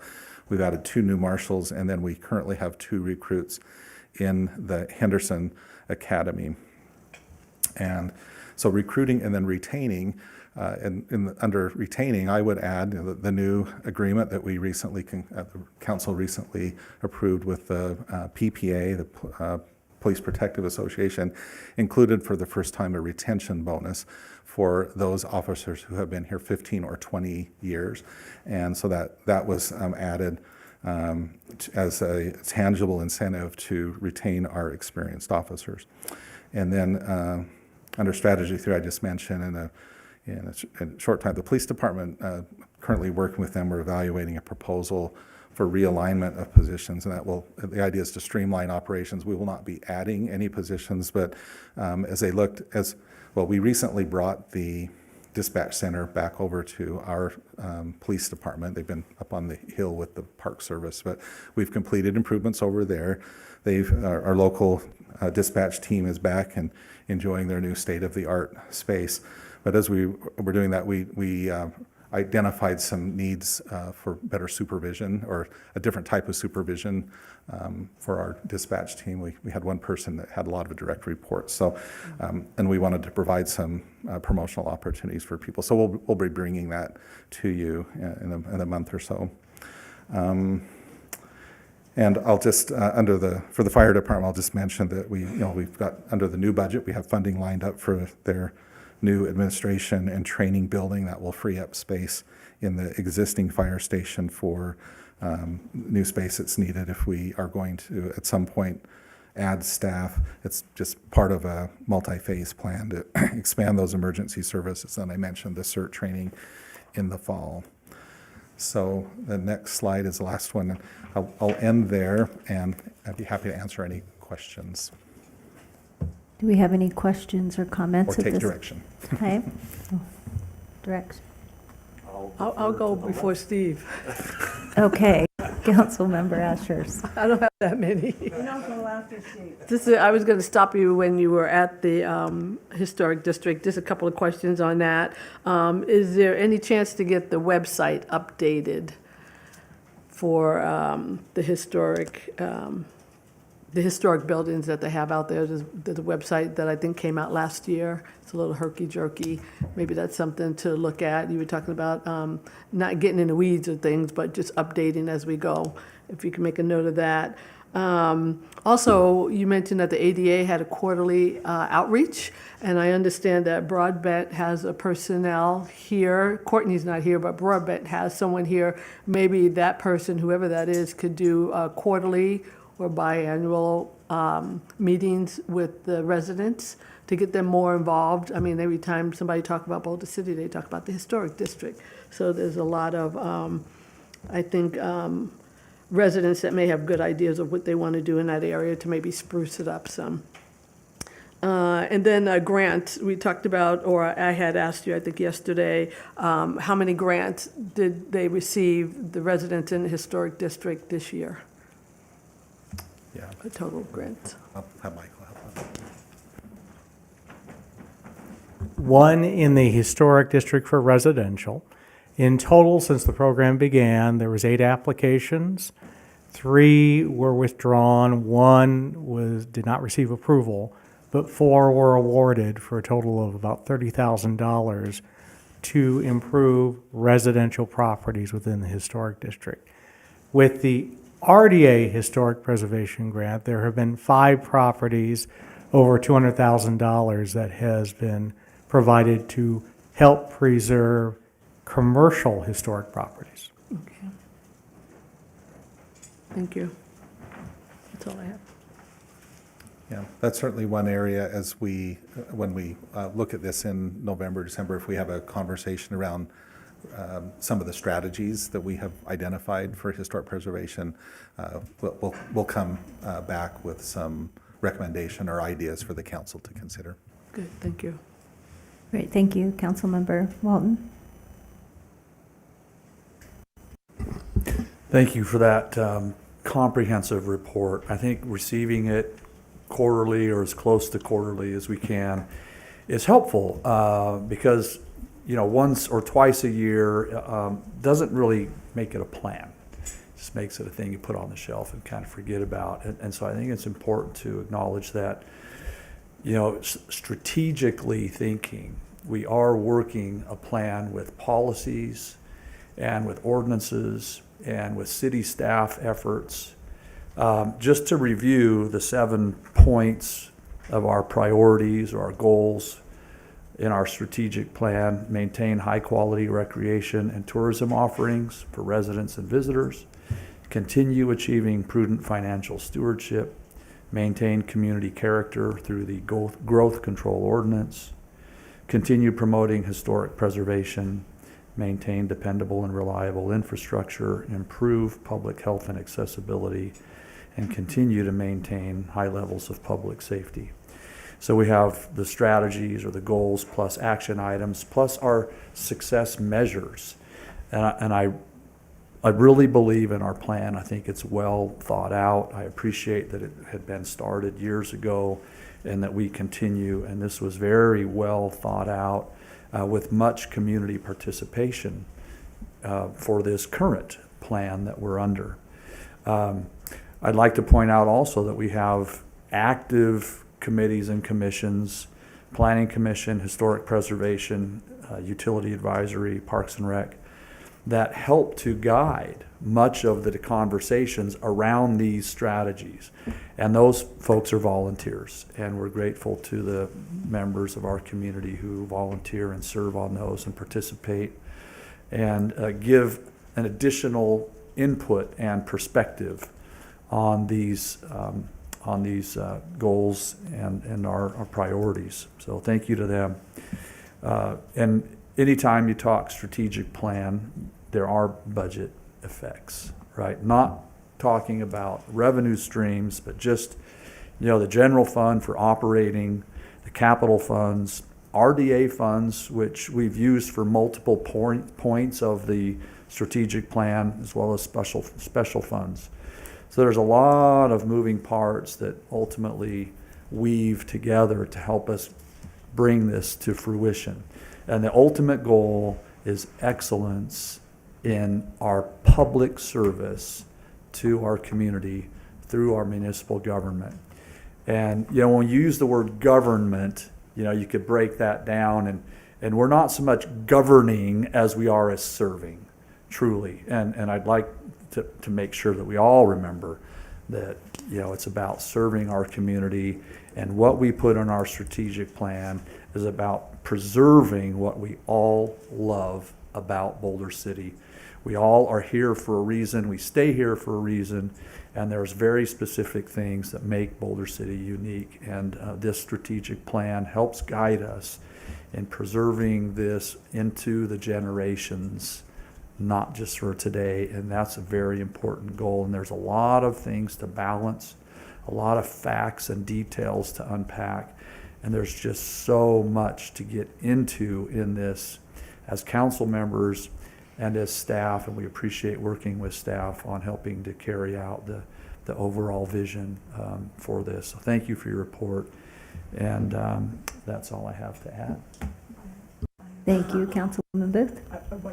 Steve chance to talk. I just wanted to thank you and staff for this report and taking it serious and looking a lot like you're on target. And I look forward to having the next report because you've done a great job and I appreciate it. And I just want staff to know that they are appreciated for their hard work on this report. Thank you. I think that just as we saw Clark County School District come here, right, and they have a destination district plan for 5 years to try to improve themselves, that it's wisdom to have a plan. We chunk it into 5 years just like they did. The plan means that all of our attention, our goals, our energy, our effort go towards, maybe not all, but most, right? Go towards those little things that we have down there. And like you said, you picked and chose projects to put under there. The list could have been endless. Public Works alone, Park and Rec. I mean, it is endless what is happening to make these strategies come to pass for our community. And if you do it well, our community will never notice, right? Honestly, and I think that you do it well, and we appreciate it because we notice, because we have some inside ideas of what it's taking for us to do this, and look forward to these reports and hearing the progress and the specifics that you give us. It helps us to see that moving along as we're 1 to 2 years into it, and those short-term goals should be checked off. So thank you, and thank you to the staff. This is a project and the volunteers, as you mentioned, it's a huge pool of people that are committed to this city at this time for these plans. So thank you. We will continue working on this presentation. We're just only 20 months in, so we got a little time to work on it. But one of the things I've been thinking about, and if the council has some thoughts on this, I worry that sometimes I get lost in the minutia. These are really great projects. It's the sort of the day-to-day work we do, and some of it is very interesting. But in addition to that, we have these bigger aspirations, or these bigger projects that need to happen. A good one that's underway is the swimming pool. That's been talked about for a long time. We've talked in these meetings about the potable water, the second potable water line, the reuse of our effluent, our fire department and the emergency response and the needs there, and then just so I think of these kind of, I don't want to overuse the term, but moonshots. So these really big ticket items. So I'm thinking that maybe in future presentations we might have, those to me are in a separate category. Those are very long-term, and some of those are identified specifically in the strategic plan. They're the longer-term items that we need to, and I don't want anyone to have the idea in the community that we've lost, that we're not including that, because that truly is a strategic plan. And yet I do think we need to honor and recognize these smaller things that happen that are very important, that may not be recognized otherwise if they're not mentioned here. Things like the gazebo, it's a small thing, but it was meaningful that it was done. And it just shows that we're taking care of the small things as well as the big things. And as a city manager, I find myself, it's one of the things I struggle with is how, do I focus on these smaller things and make sure they're working right? And that's certainly important, but we also have to keep our eye on these bigger things. And I think, again, that is the essence of a strategic plan. So as we go along, I want to make sure that we have that balance. Yeah, we look forward to you coming back and chunking those long-term plans into small chunks and coming back and saying, this is what happened with the pool in this much time. This is what's happened with this project, the pavilion. I mean, they're not going to all of a sudden magically appear within, like the new facelift for the gazebo. This takes time, and you are moving forward on that, so we would love to hear that too. And I forgot to cover just really briefly, I will cover the golf course. So I do think it's one of those bigger, and it's underway. It is a little bit, I'll be honest, it's a little bit delayed. The work that's being done at the municipal course, I've had a couple of questions come up recently about that. We've contracted that work out, but I do think that that's an example of a very important project in this community because our golf courses, golf courses by definition use a lot of water. So any steps that we can take, any efforts that we can make to reduce overall water use there is going to be to everyone's benefit. And this, it falls under, this is one that's a good example of this, the overlap. It's infrastructure and it's recreation, but it's also prudent fiscal management as well, because the water in the desert, water is money. So we're looking for the whole intent of that project, and thankfully we had I believe that was funded by ARPA. We had those funds available to undertake that project now, and I know the Public Works Department is working very closely with the consultant to move that along in a more timely manner, Thank you. a more expeditious manner. Great, thank you Okay, very thank much. you. At this time, we'll take a 10-minute break.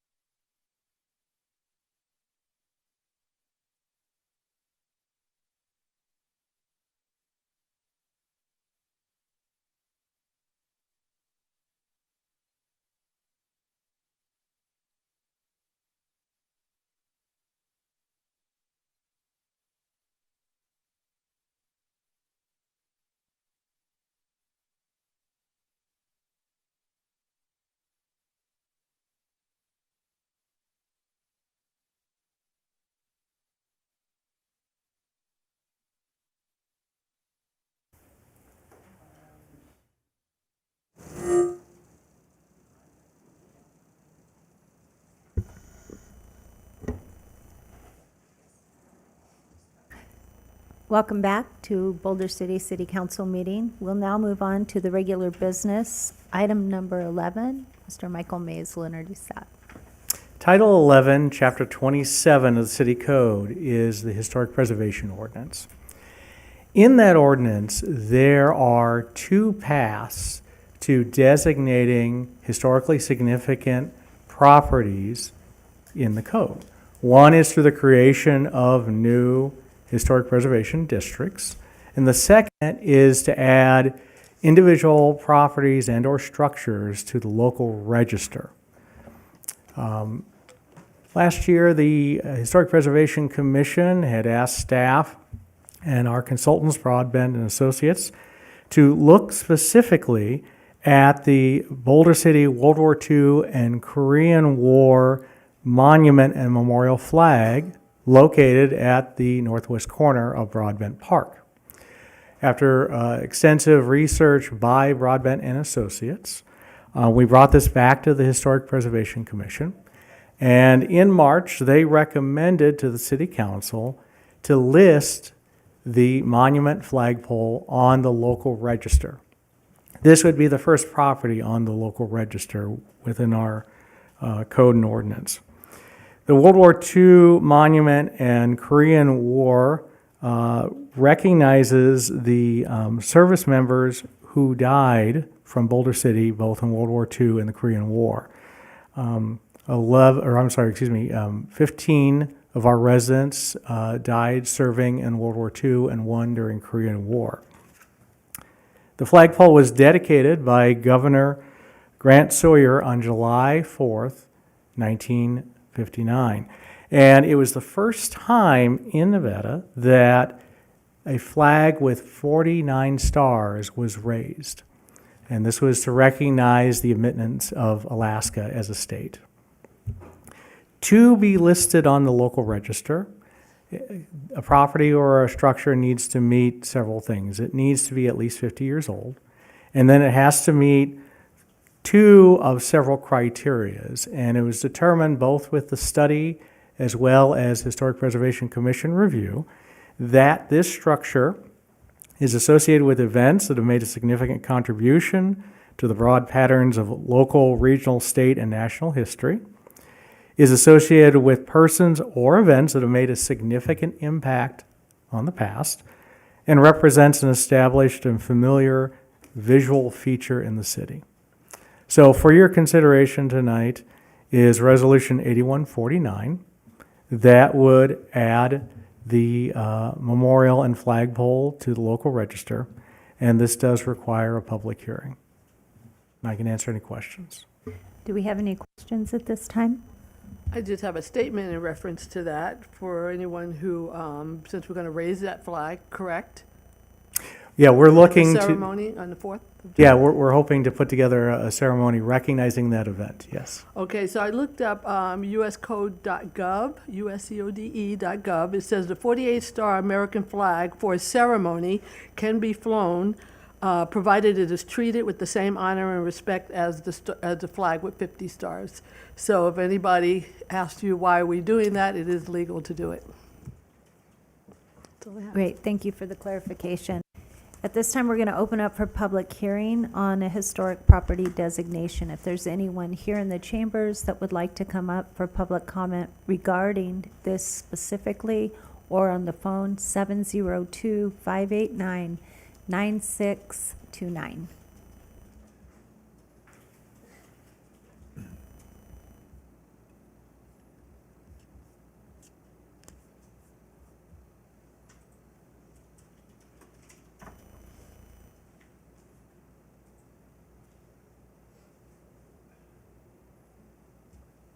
Again, the phone number is 702-589-9629.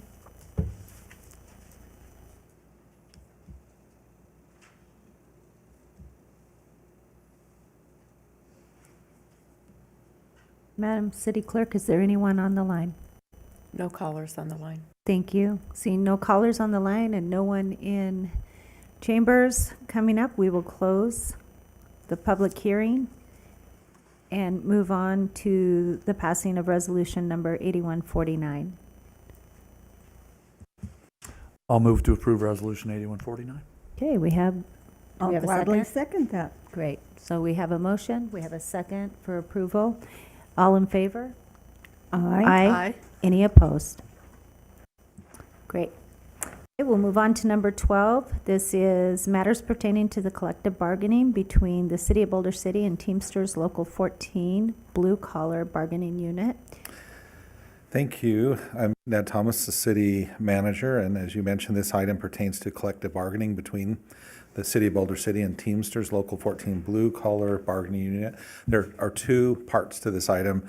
The first is a public hearing on the collective bargaining agreement between the city and the bargaining unit. And then the second part is a resolution by the City Council approving the CBA.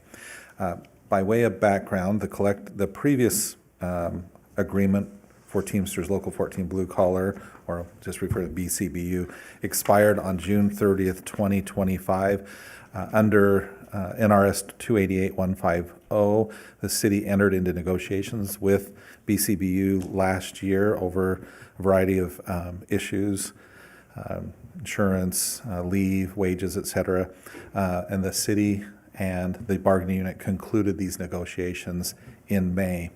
So the new bargaining agreement is a 3-year agreement. It will end on June 30th, 2028. Some of the significant changes are that we clarified the grievance procedures in place of a safety shoe stipend that the employees had received in past years. The city will budget and will pay up to $270 for safety footwear per year starting on July 1st, 2027.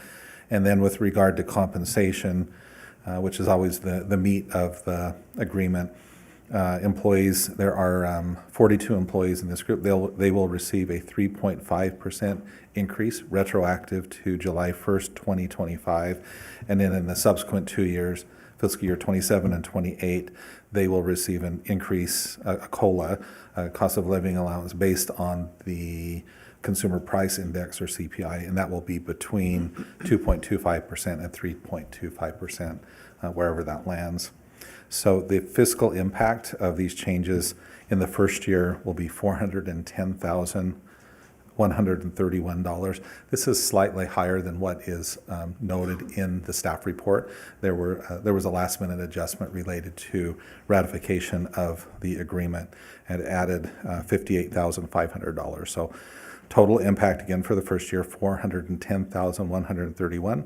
Fiscal impact in the second year, fiscal year 27, will be $616,148. And then in the third year of the agreement, the fiscal impact will be $859,023. The total amount over the 3 years, then, this is additional cost to the city from the change in this agreement, is a little under $1.9 million. I'm happy to answer any questions. Thank you. Do we have any questions at this time? Okay, seeing no questions at this time, we'll open up the public hearing on the collective bargaining agreement between the City of Boulder City and Teamsters Local 14 Blue Collar Bargaining Unit. If you'd like to call in, that phone number is 702-589-9629. Or if there's anyone in the chambers who would like to come and talk on this specific item.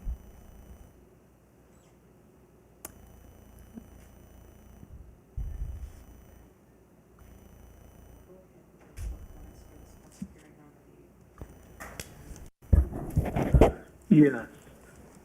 It's David Pitcherman. I didn't say what unit, I didn't hear the word you said. What unit did you say? This is a public hearing for matters pertaining to collective bargaining unit between the City of Boulder City and Teamsters Local 14 Blue Collar Bargaining Unit.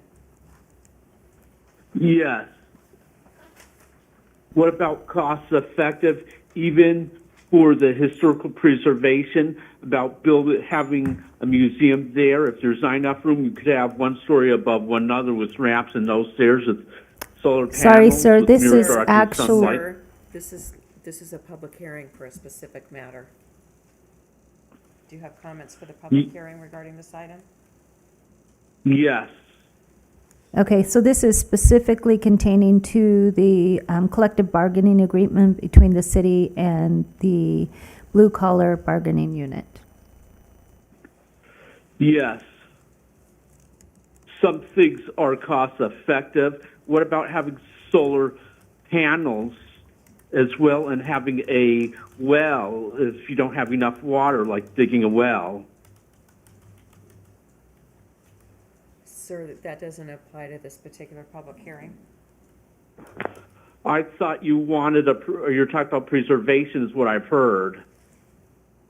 No, we've moved on from that matter. I'm sorry, I misunderstood. Thank you. And I'm going to listen. Thank you. Okay, is there anyone in the chambers that would like to come and comment for public hearing on this item? Anyone else on the phone?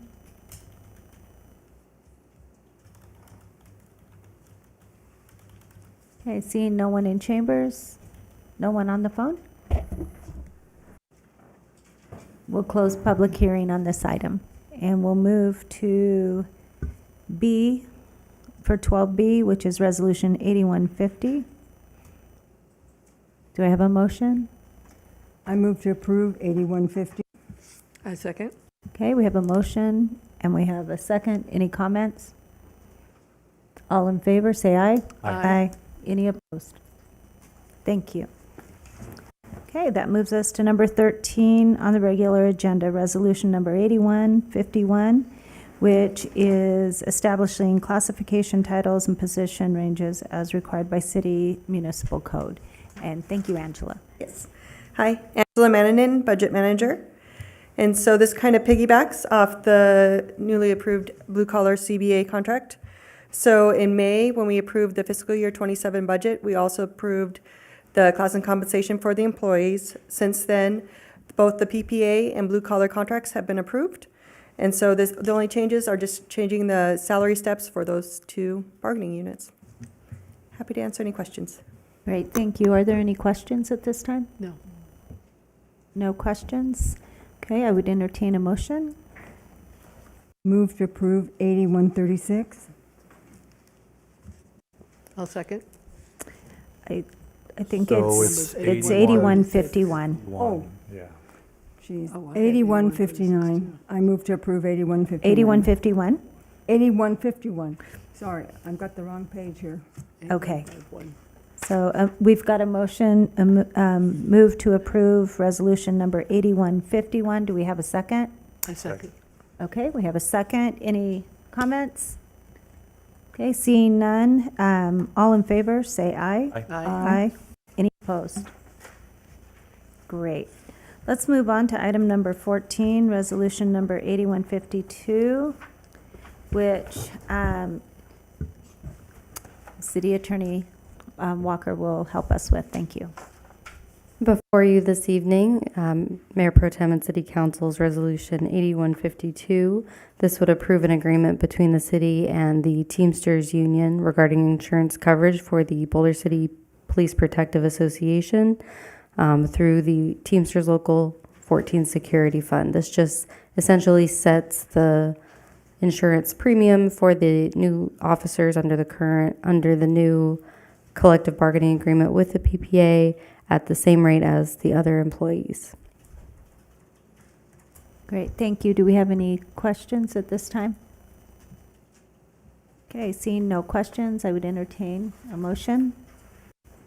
Move approval 8152. A second? I second.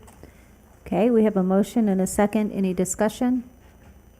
Okay, all in favor, say aye. Aye. Any opposed?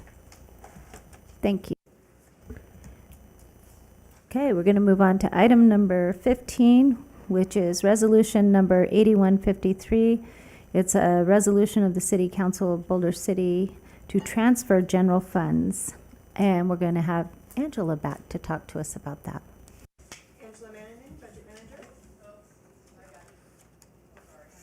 Angela Mananin, Budget Manager. Thank you. So this is the use of the contingency fund for the fiscal year 26 budget. So back in May, when we approved, May of 2025, when we approved the fiscal year 26 budget, we created a contingency expense line of 3% of the general fund expenses that equaled $1.3 million. So since then, things have changed. Things have come up that were unexpected.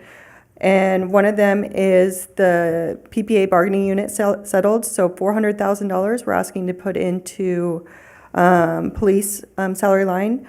Also, the fire overtime increased. So we're asking $500,000 for fire overtime and $50,000 for the municipal court court-appointed attorney fees, and all those things were unexpected during the fiscal year 26 budget.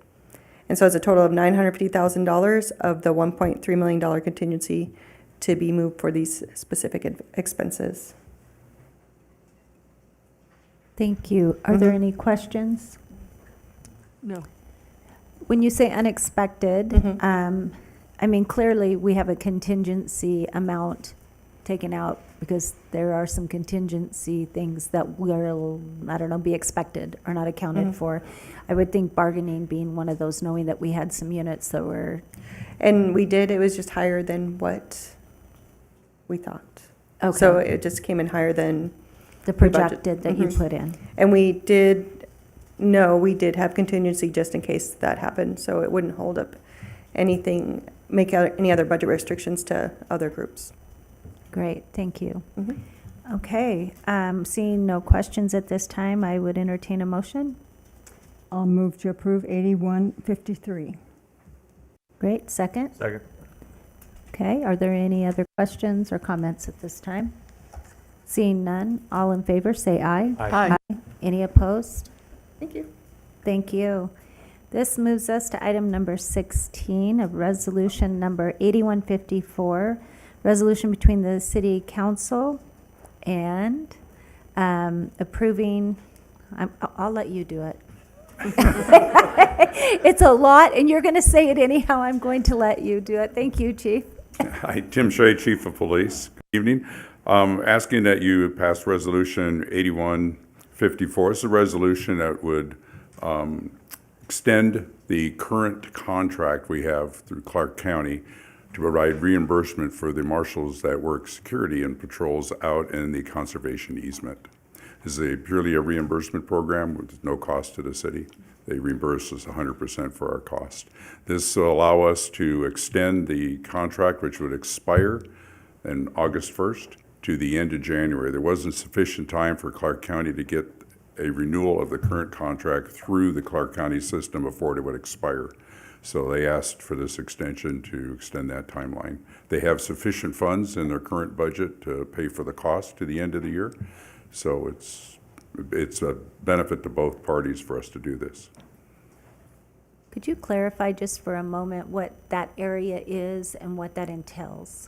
Yeah, Boulder City Conservation Easement is about 90,000 acres of land that the city brought into the city, I think in the late 1980s. And it's a tortoise conservation area, but it's also a conservation area for desert plants and things like that. So the Clark County attempted at first to use BLM rangers to patrol it. That didn't work out. They then tried to hire their own person. That didn't work out. So in the early 90s, they started looking for an alternative. By 2004, they decided to move to a police officer working there from the Boulder City Police Department. We transitioned from a full-time officer to part-time marshals in about 8 years ago. And so far that's worked out pretty well. 4 years ago, and that's worked out really well. It knocked our costs down to zero and provided much more continuity and improved patrolling down there. So with the people that are hired to work there are conservation marshals, they're retired Category 1 peace officers from Nevada, and they have full police powers and maintain their full commission powers in the Nevada Post. Great, thank you. This is just one of those little things that sometimes people don't understand Boulder City's in charge of, right? And has a responsibility over. So at this time, do we have any other questions? Comments? No. Okay, seeing none, I would entertain a motion. Move approve 8154. A second? I'll second that.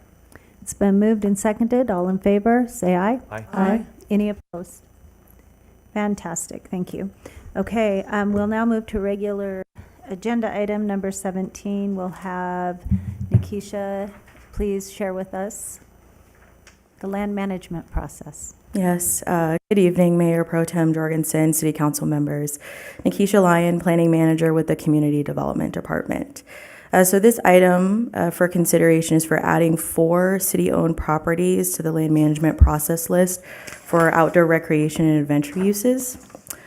Just for some background, the land management process, or LMP, provides a transparent, structured process for reviewing requests to utilize or dispose of city-owned land as set forth in Chapter 2 of Title 9 of our city code.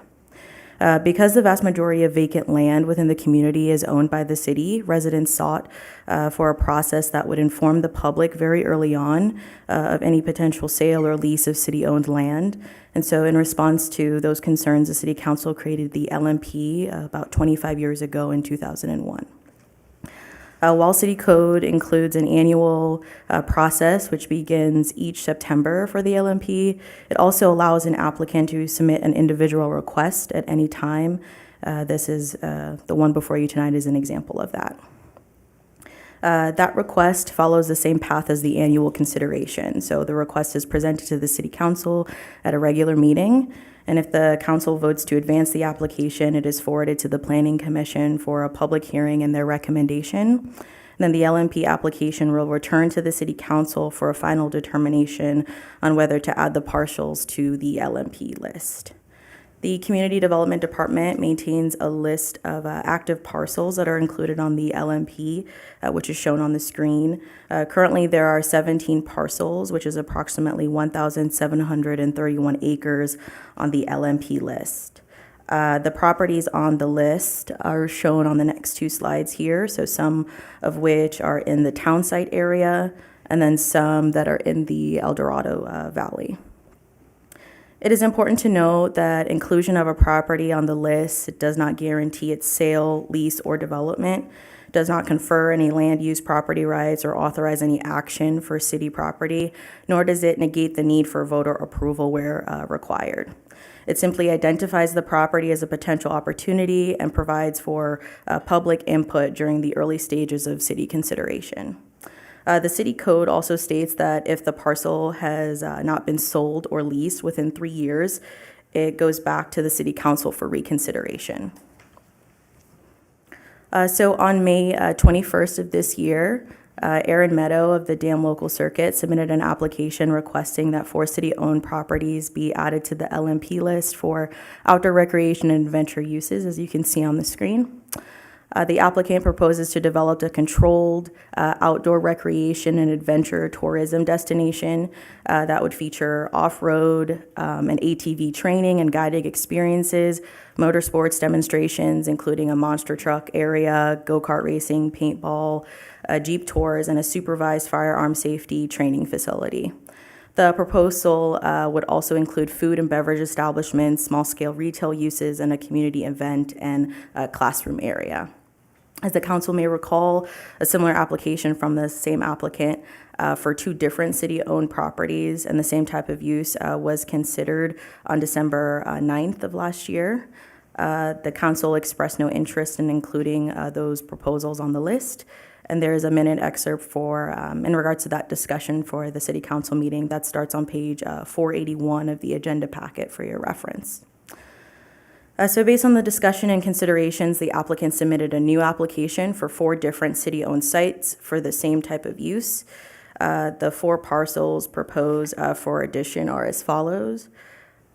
So on the left-hand side is LMP 26-04, which is approximately 184.53 acres located northeast of the I-11 and US 95 interchange.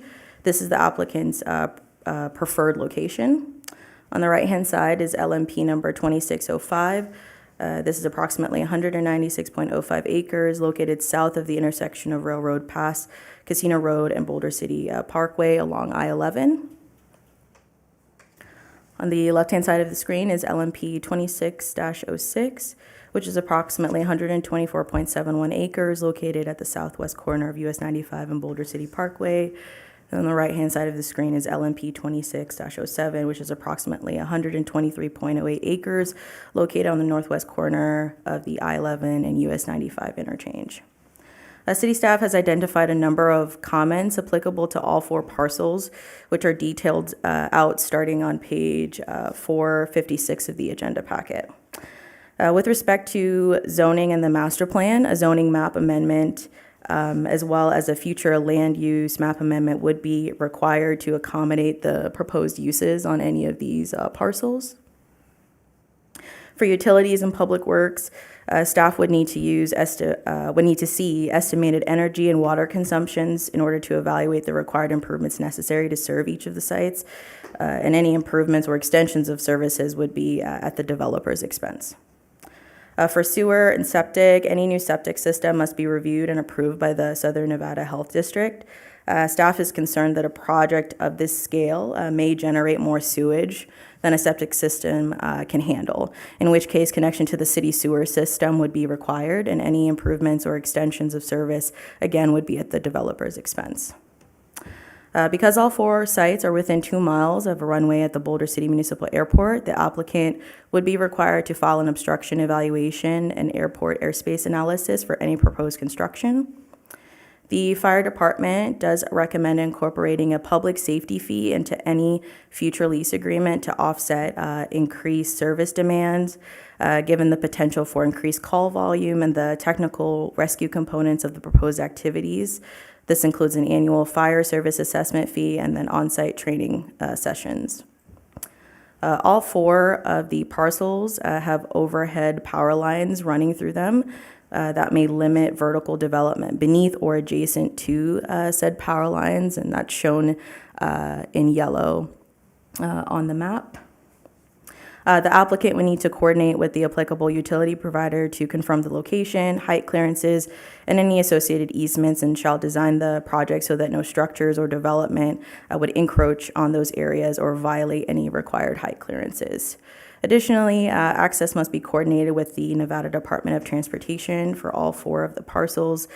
This agency may have concerns in regards to the type of use, such as the shooting range, and the location in relation to the interchange.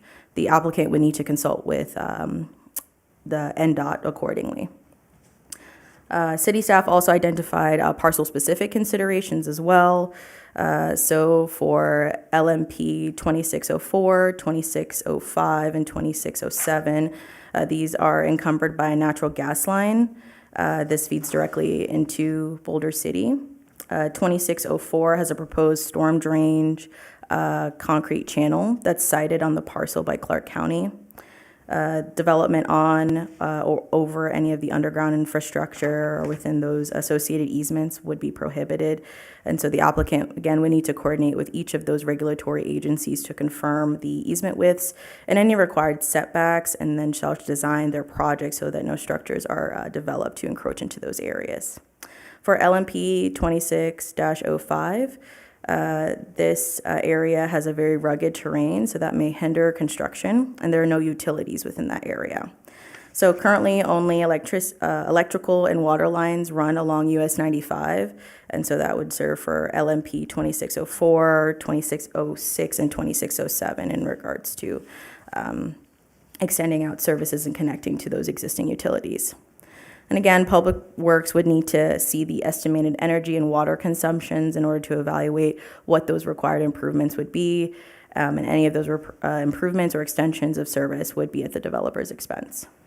So the Community Development Department respectfully requests that the City Council evaluate the request before you tonight and determine whether the LMP applications shall be forwarded to the Planning Commission for review and consideration. The Council may choose to forward certain parcels as they see fit. Staff is available for any questions that the council may have, and the applicant is present if there's any specific questions that you have of him. Thank you.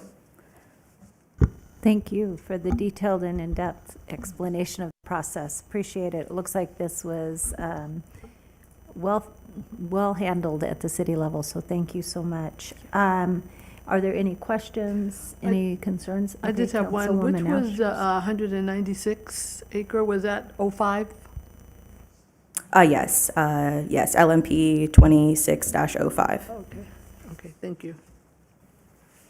Any questions for the applicant? I have a question for Ms. Lyon.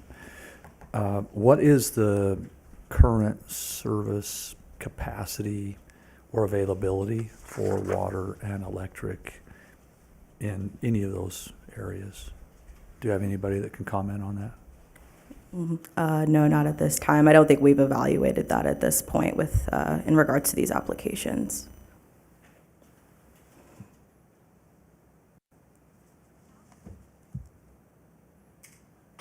Good. No. So as I read the matter at hand, the request is to add outdoor recreation and adventure use as the land uses in this application, right? Those are the designated titles that we're considering here. Yeah, as it relates to their addition on the LMP list, there would still be additional processes if this were to go through for rezoning and changing the master land use that applies to any of the parcels. And that would be what implements the uses. Right, but in the LMP discussion, we're talking about the land use and defining the land use for the entire process, right? That's correct. For Yes. recreation and adventure. Correct. That's what we're talking about. Okay, thank you. I don't have any other questions for Nikisha. Anyone else have a question? I do. The applicant had came up before with, I think, similar to this, but in another location. And I think he was told maybe look in another area. Can you tell me if this area has ever been used for anything like that prior? I know you said after 3 years it falls off, but has that area been used for anything else or considered for anything else? Not that I'm aware of. Okay, is there anything that the city may be wanting to, I mean, when we're talking leasing land, it's expensive to lease land, and we really want to be prudent of what we do on that land. Is there anything else that's out there that's looking at this land at this time? Not that I'm aware of at this time. Okay. Okay, Councilwoman Booth? In this process, how much time does staff devote to something like this? I would say quite a lot of time. We did have to work with the applicant on the previous applications, and then, having meetings and then further evaluating the new proposed locations. There were, I think, like 7 locations, and then we were able to kind of pare them down a little bit before he submitted formally. So yeah, that process does take internal staff meetings, meeting with the applicant, and then independent reviews outside of that. So it has taken a couple months. And does the applicant have to prepare a business plan?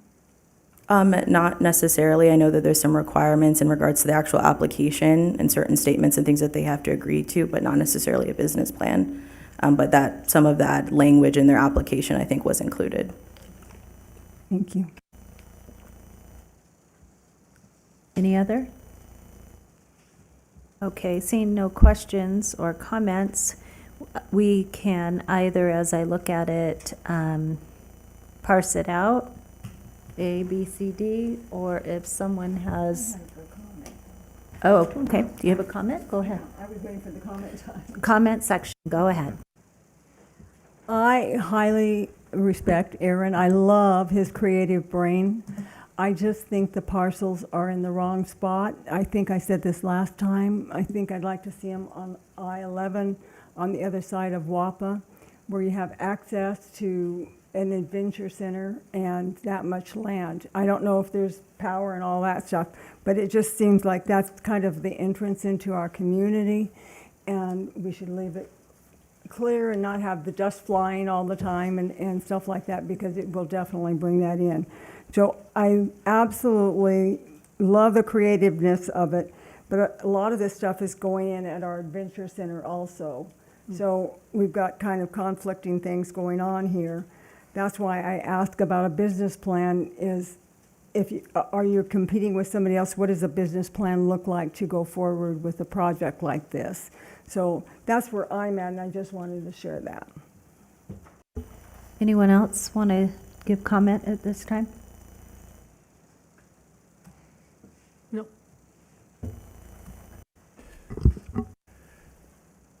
As I consider the multitude of, where'd Ms. Lang go right over there, the issues with the land and the concerns that staff has expressed, the underground gas line, the overhead power line easements, the proposed storm drain, the ruggedness of the terrain.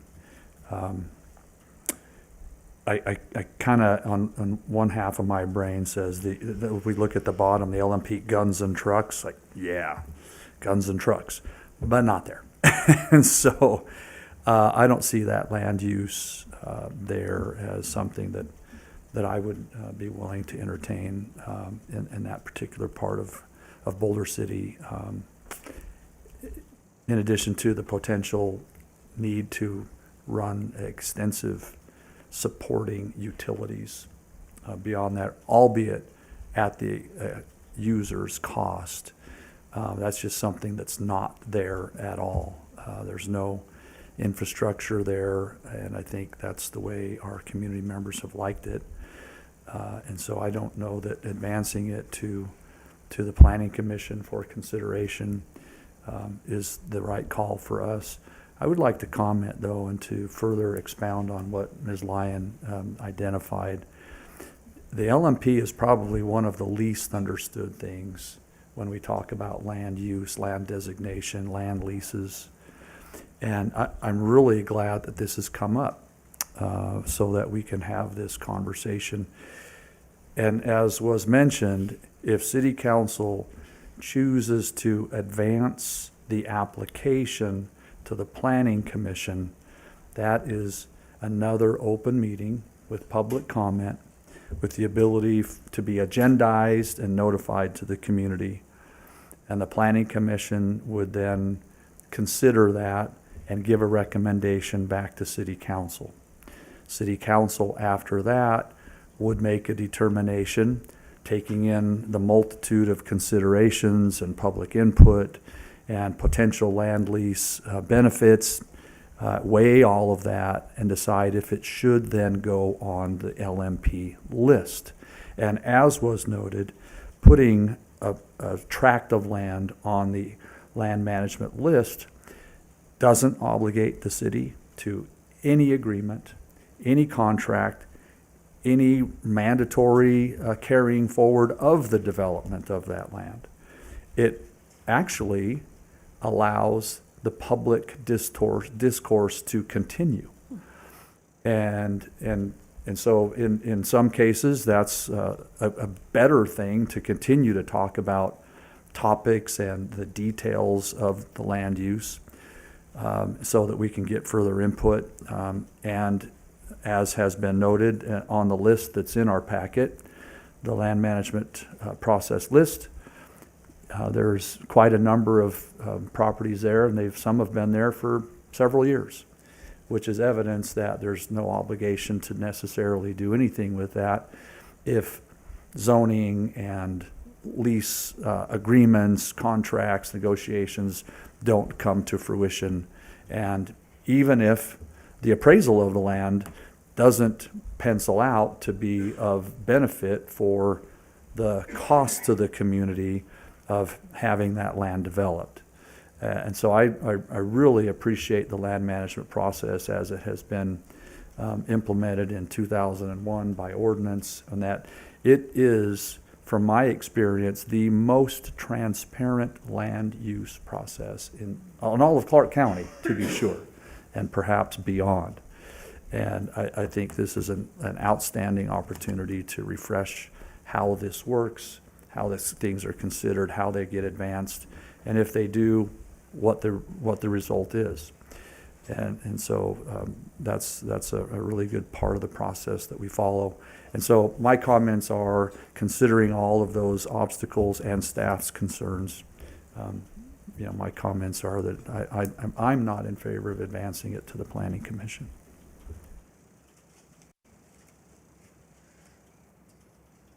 Any other comments? In light of what Councilman Walton just said, I was leaning towards the Planning Commission and what they actually do. And they're the ones that actually look at it. I mean, looking at it face value, no utilities, no this, no that. Basically, if I'm hearing what he's saying is that it's not advantageous to waste their time to look at it because we already know what's going to come back? Or do we kick it to the planning commission and let them look at it and say, this may work? Because they're going to do the deep dive and they'll report back to us, correct?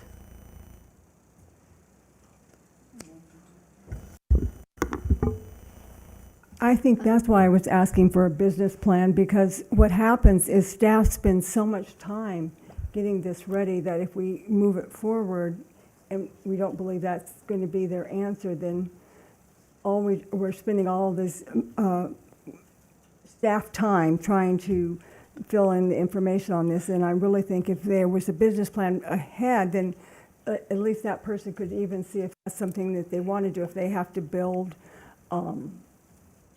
infrastructure, put infrastructure in, power in, water lines, all of that, before they even decide to take something down that road, so that staff's not spending so much time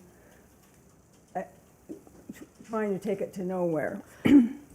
Is it appropriate to hear from the applicant or no? Sure, we can hear from the applicant. Before the applicant speaks, come on up.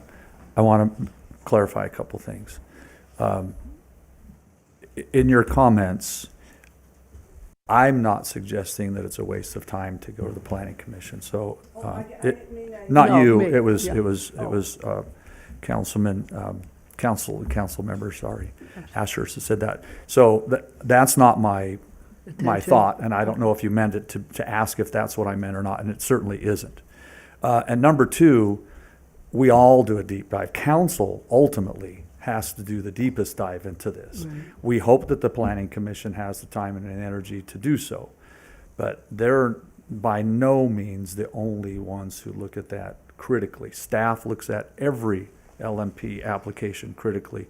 Council has to look at every one, either if we advance it or not, or if we do and it comes back, to continue to look at it critically, and the public discourse continues, because adding it to the LMP doesn't mean that Right. anything happens to Absolutely. it, right? The public conversation continues.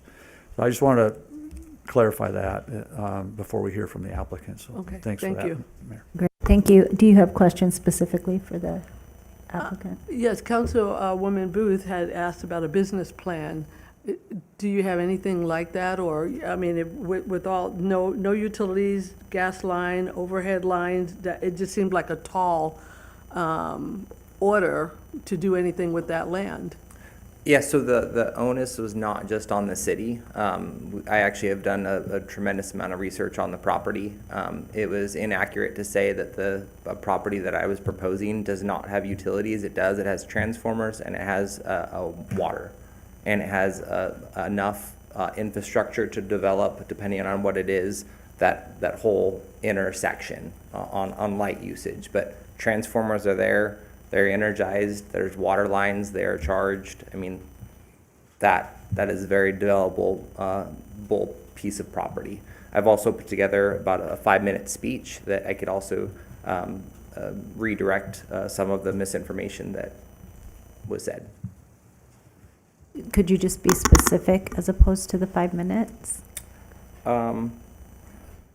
Sure. One of the reasons of that parcel was selected was because of the visibility from the freeway. The objective of this is to get tourists that are on I-11 off of I-11 to the site. Once they're on the site, then we push them into Boulder City.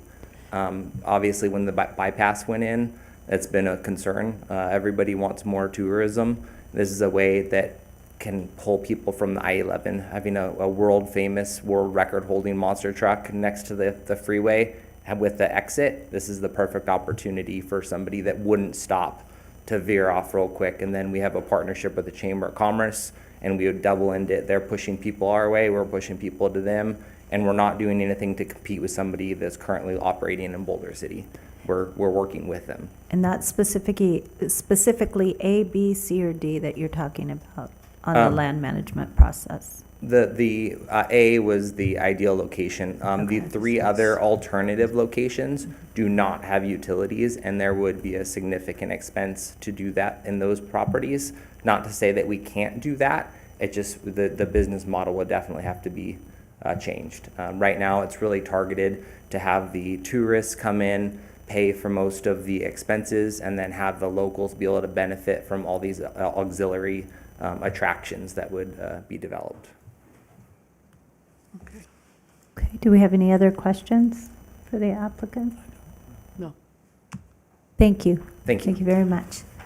Okay, so I would look for anyone who might want to move on the consideration of any or one of these.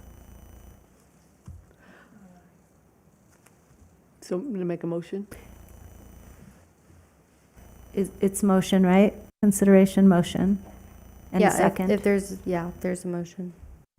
So I'd like to make a motion for the consideration of adding land management process number 2605 to approximately 196 acres located at south of intersection of Railroad Casino. Okay, do I have a second for that?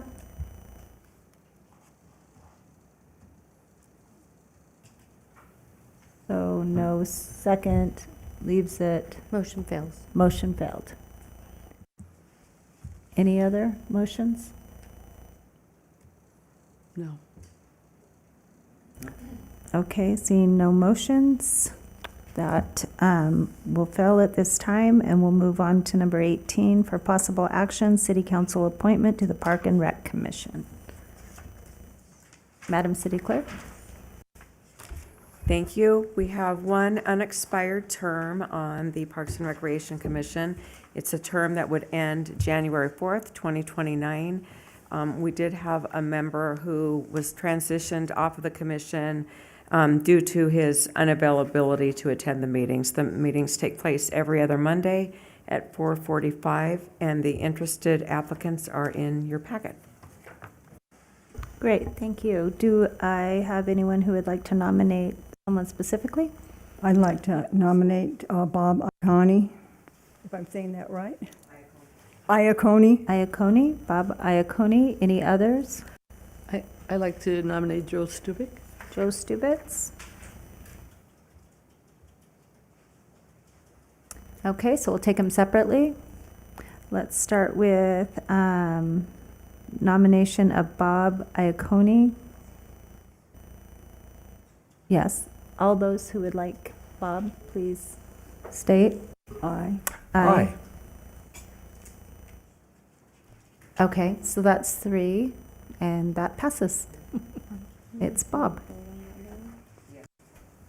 You can still take a vote on the other Oh, one. all So we those can who would like capture it. to vote for Joe Stubitz, please. Aye. Great, that's one. Thank you.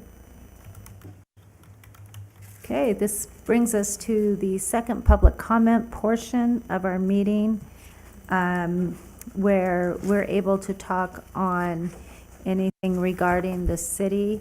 Just remember that we need to be respectful, and just a reminder of the paragraph at the beginning of our agenda stating such. So you'll have 3 minutes with which to share your information, and if you want to phone in, please call in at 702-589-9629. Thank you. All right. Good evening, council members. My name is Adam Schulteis. If a company wants to bring industrial scale pollution into our community, the public deserves a right to know. As the good book says, the truth shall set you free. Tonight is lesson 4 in my series on the negative effects of data centers. And this week I'm focusing on pollution. Data centers are marketed as clean, quiet technology buildings, but they use enormous amounts of electricity, and when that power comes from fossil fuels, pollution follows.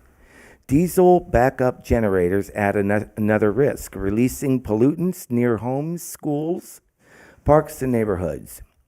This is not speculation. Once again, being an educator, I back all my facts. Virginia Commonwealth University found that data center backup generators contribute significant air pollution, including carbon monoxide, nitrogen oxides, and particulate matter. Pollutants tied to real public health risk. Here we go. Harvard University School of Public Health has also warned that air pollution from AI data centers is a public health issue, not just an energy concern. Its researchers note that fine particulate matters causes nearly 90% of air pollution's health impacts, yet those costs are often left out of the discussion. Interesting. Nobody talks about that. You as a council have even mentioned that. I am the only candidate running for city council who is 100% opposed to data centers. I take that position because they are not harmless, they are not low impact, and they are not automatically good for Boulder City just because a powerful industry wants them here.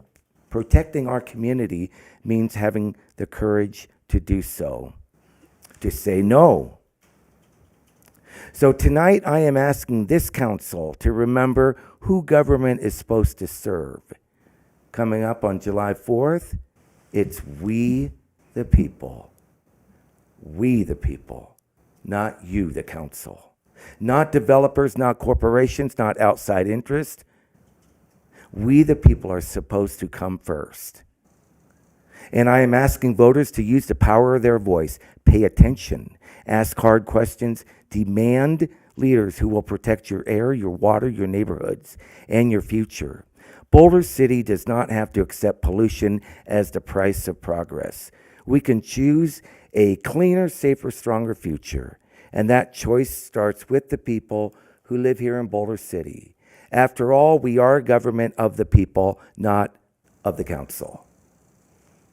And we, the people, are saying no data centers.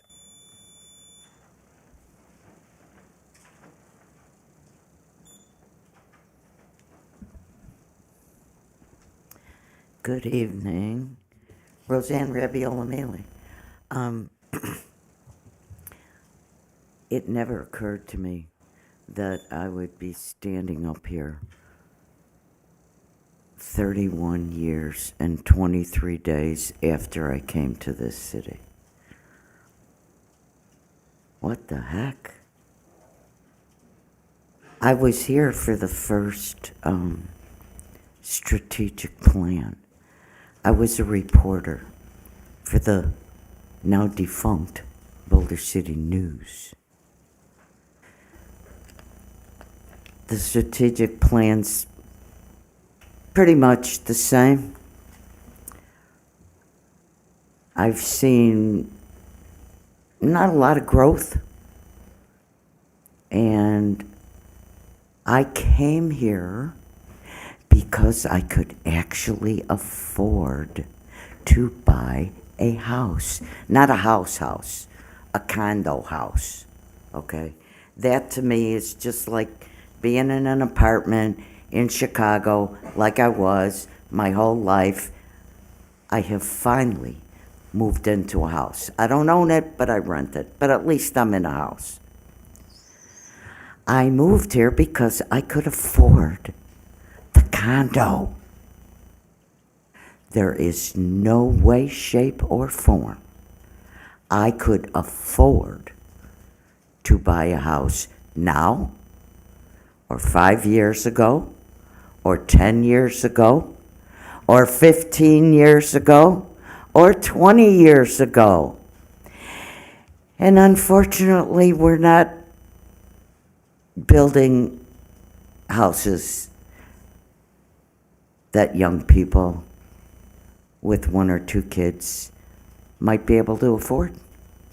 I had one 12-year-old, and I was working and my husband was working. And 31 years ago,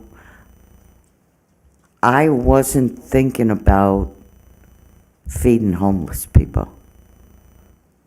I did do a lot of dinners for the city when I was president of the senior center, and I did community dinners. But I take care of people who need food in Boulder City. I just don't let anybody see me do it, okay? Because everybody deserves to eat, and I think people deserve to have a place to live that's affordable. But the country doesn't have the mentality to put it all together. And the next time I come up and speak, I'm going to talk about the Clean New Deal, because if we can adopt that, we can solve problems at the top, local, put it all together. It's all connected. Good, thank you. Is there anyone online?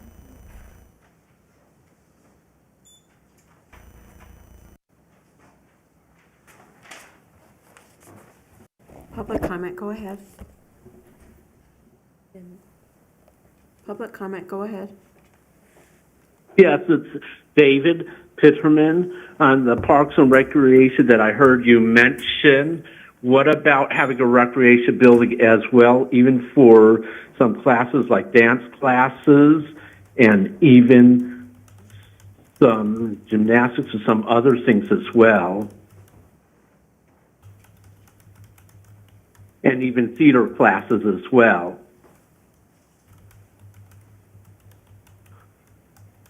And if there's not enough room on land for a building or a big size, it could have more than one story with ramps, no stairs. It's set with solar panels for each floor with mirrors directing sunlight that look in the factory. Luz, L-U-Z, will make solar panels with mirrors directing sunlight.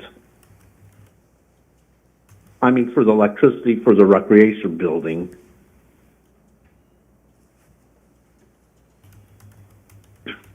Even in the park.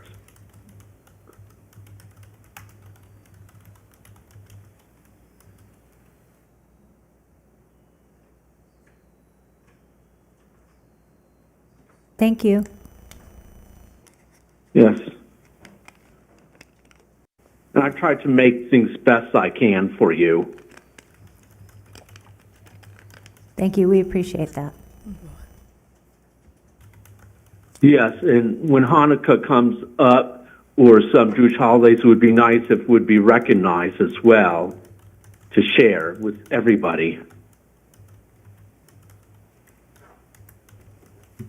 And who's less. Great, thank you for sharing.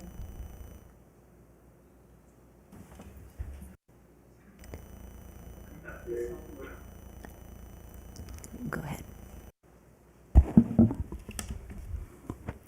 Good evening, Mayor and council members. My name is Carol Schulteis. Across the United States, communities are increasingly fighting back against large-scale data center projects when citizens believe decisions are being made without adequate public input. In community after community, residents have organized, challenged approvals, demanded transparency, elected new leadership, and insisted their voices be heard. Boulder City is now at that same crossroads. Our citizens have the opportunity this November to vote on whether they want data centers in the transfer area. Yet before that vote even takes place, an application has been brought forward outside the transfer area. Many residents see this as an attempt to move forward regardless of what the citizens ultimately decide. Despite more than 3 hours of public testimony, and despite Planning and Zoning's recommendation for denial, the City Council, some of the City Council, are holding meetings that show bias towards positivity, bringing them to Boulder City as a positive thing. It's being shown and advertised on our billing, and it's also being brought up at meetings. I've been canvassing in the neighborhoods, and it is biased. Planning and Zoning listened. They heard the concerns regarding water, power, environmental impacts, quality of life, and the future character of Boulder City. After hearing from the public, they recommended denial. I urge this council to respect that recommendation.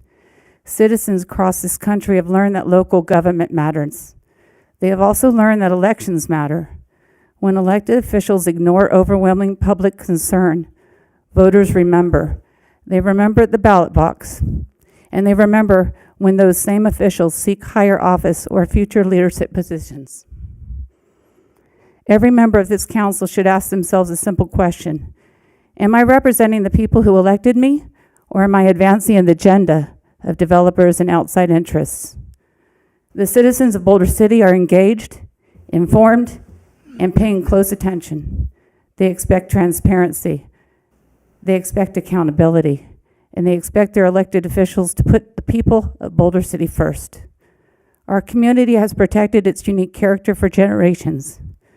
Tonight, I ask you to honor the work of the Planning and Zoning Commission, respect the voice of your citizens, and reject this application that's coming forward that you might be voting on soon.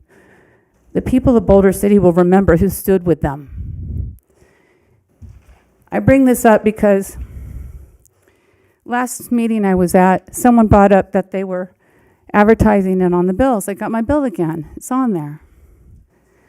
And as I said, I've been canvassing in the neighborhoods for my husband, and I'm hearing a lot about meetings being held by certain council members here. And I don't think that's right that they're biased in favor of the data centers. Thank you. Thank you. Is there anyone online?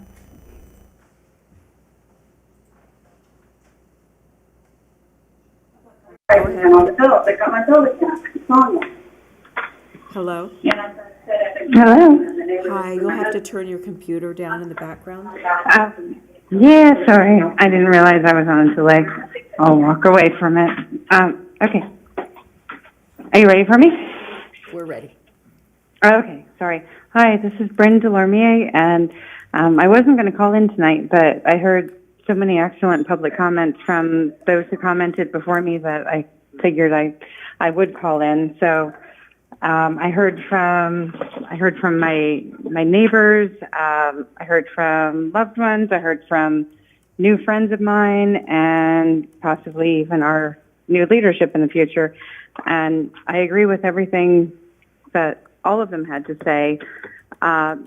Yes, I do think we absolutely need affordable housing here. I hear from, of the people I talk to, I hear one of the biggest complaints I hear, other than we don't want data centers here, is that we don't have affordable housing here for our senior citizens, for young people who, when they leave high school, don't want to just leave to go over the hill. They'd like to stay here in our community, but they can't afford to, so they do ultimately leave.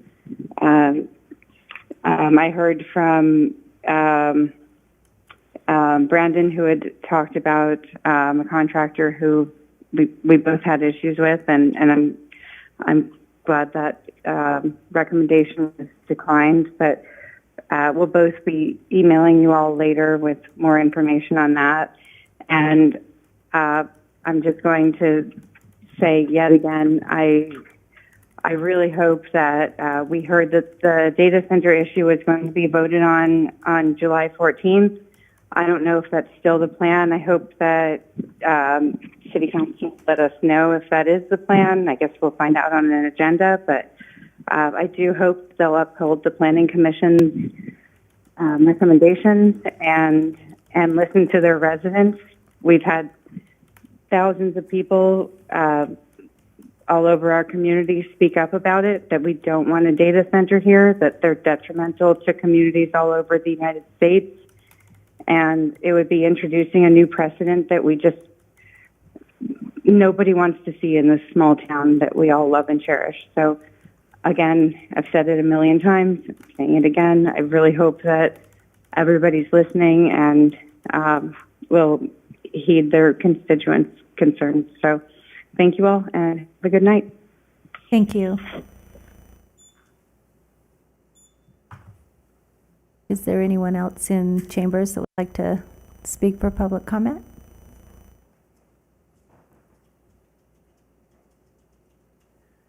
Good evening again, Mayor Mayor Pro Tem, council, staff, ladies and gentlemen, Brandon Smith again for the record. I'm going to keep it light this time. I'll just say, yeah, what Carol said earlier. I think you guys have a tough job, and I don't ever forget that. I hope that all of Boulder City doesn't forget that. You have the pressure of 15,000 plus lives on your shoulders, and every decision that you make weighs on both you and us, and the decisions that you make affect all of us. Every moment of every day, I know that in my heart, my effort is always towards a better Boulder City. We're all here for the same reason, because we care, we love it, we live it, and we want to share it. And I think that's what makes Boulder City Boulder City. And it's not what makes us Henderson, or it's not what makes us Las Vegas. And we should strive to remember who we are, what we aren't, and what matters most. And I really wanted to, I got up here earlier and kind of let loose. I was hoping to be heard. Obviously that was kind of a little bit of a lost cause there at the beginning. But what I wanted to get up and say, after being flustered, was that I wanted to acknowledge and appreciate Jill and Michelle and that initiative. I think the Transformer paintwork is one of the most visible improvements that we've had in Boulder City in some time. We love the lights. We love what you guys have done downtown. But there's always more. And those Transformers are just butt ugly, no matter how you slice it. And now they're beautiful works of art. And maybe something to consider going forward is we could turn that into something for Preservation Day, like a little series of art pictures or something that we could frame. Maybe those of us who live in town will cherish them enough to actually hang them on our walls. I know I drive by them every day. I'm seeing a new one, and I just take notice, and I think, wow, that's awesome. So thank you all for what you do. I know it's not easy. Thank you for listening to us and remembering who we are, who you are, and what Boulder City is. Thank you so much. Thank you. Is there anyone else on the telephone? Is there anyone else in chambers? Okay, seeing neither, we'll move now to council report. Councilwoman Ashers? Thank you. So I did have a board meeting last week with the Civilian Military Council. Civilian Military Council is a council that's made up of the mayors of Southern Nevada and actually in Mesquite as well. Also Nellis Air Force Base and Boulder City. And Boulder City is the chair this year. One of the things that came up at our council, President Trump signed an EO for data centers on federal property. So that data centers are a big thing that everybody's talking about right now. So we did a tour to Switch facility in Las Vegas that has been there for 19 years. You could go online, find out all about it, what it does and what it doesn't do. But I want to say one thing about that because we'll be addressing it later on next month or whenever. The one thing about knowledge is once you know what you don't know, you want to know more. We live in an age where technology is growing exponentially, and it can be overwhelming, maybe frightful to some. Moving carefully in this new age until we get meaningful results can be looked at as prudent. I also want to give kudos to the artists that came today. They're all gone. But I think I'm in agreement with everybody that they are definitely a beautiful addition to Boulder City. The kids love it, and I love it when the youth are getting involved in things. Kudos again to the Main Street Accreditation with Jill and Michelle and their team over at the Chamber, who does a lot for Boulder City. They work tirelessly. I want to give a shout out to Councilwoman Jorgensen for facilitating as Mayor Pro Tem. That's yet another layer on what we do, and that can't be that easy, but thank you for what you do and hearing us talk and facilitating. And I just want to never forget our troops that are still serving around the world. And before you lay your head down tonight, just say a prayer, deep thoughts for them. Thank you. Councilwoman Booth? I don't have a lot to say, but I've been watching the World Cup, and I have fallen in love with the Norwegian and their Viking row. I am doing that on TV with them, but it's been a lot of fun, and I hope everybody's taken some time to see them and the World Cup and enjoy and smile a little. Thank you. Thank you. Councilmember Walton? Thank you. The only committee report that I have is the Water Authority, just to remind people that you can apply for a rebate for replacing turf, $5 a square foot. There are certain conditions, so you should go on to the Southern Nevada Water Authority website to find out what those are. Also, the Water Authority provides a rebate for a smart leak detector. If you think you might have a leak, leaks can cause thousands and thousands of gallons of loss of water, sometimes without you even realizing it. And they have a whole list of what they've determined as water smart plumbers that you could call if you have any plumbing needs that relate to leaks or anything like that. And also on their website, you can find that you can get car wash coupons. They endorse car wash locations that recycle the water on site. And then you could also request a home water use audit kit through the Water Authority to see if you're as efficient as you could be. The building code, the UBC in Boulder City at least requires that we all have water smart fixtures now. And so as fixtures are purchased and installed, they need to be considered as water smart, and they're identified as such when you purchase them. So we're in a catastrophic drought. Let's continue to save as much water as we can. Referring to the project earlier at the golf course, golf courses do have a designated water budget that we need to stick within as determined by the Water Authority, and we're aiming to meet that. As soon as the work is done, continued monitoring, and if we need to make any corrections or additional water conservation efforts at Muni, then we'll take that topic up and consider that. And that's the only committee report I have today. Thanks. Thank you. So, no committee reports. I have had the opportunity to help Mayor Joe Hardy this last month and a half, and he's doing well, and we look forward to his return to service. We appreciate all that he does for us. Just a little shout out, as we heard, to the boys volleyball and swim that made the little total on that sign as we come in, go up.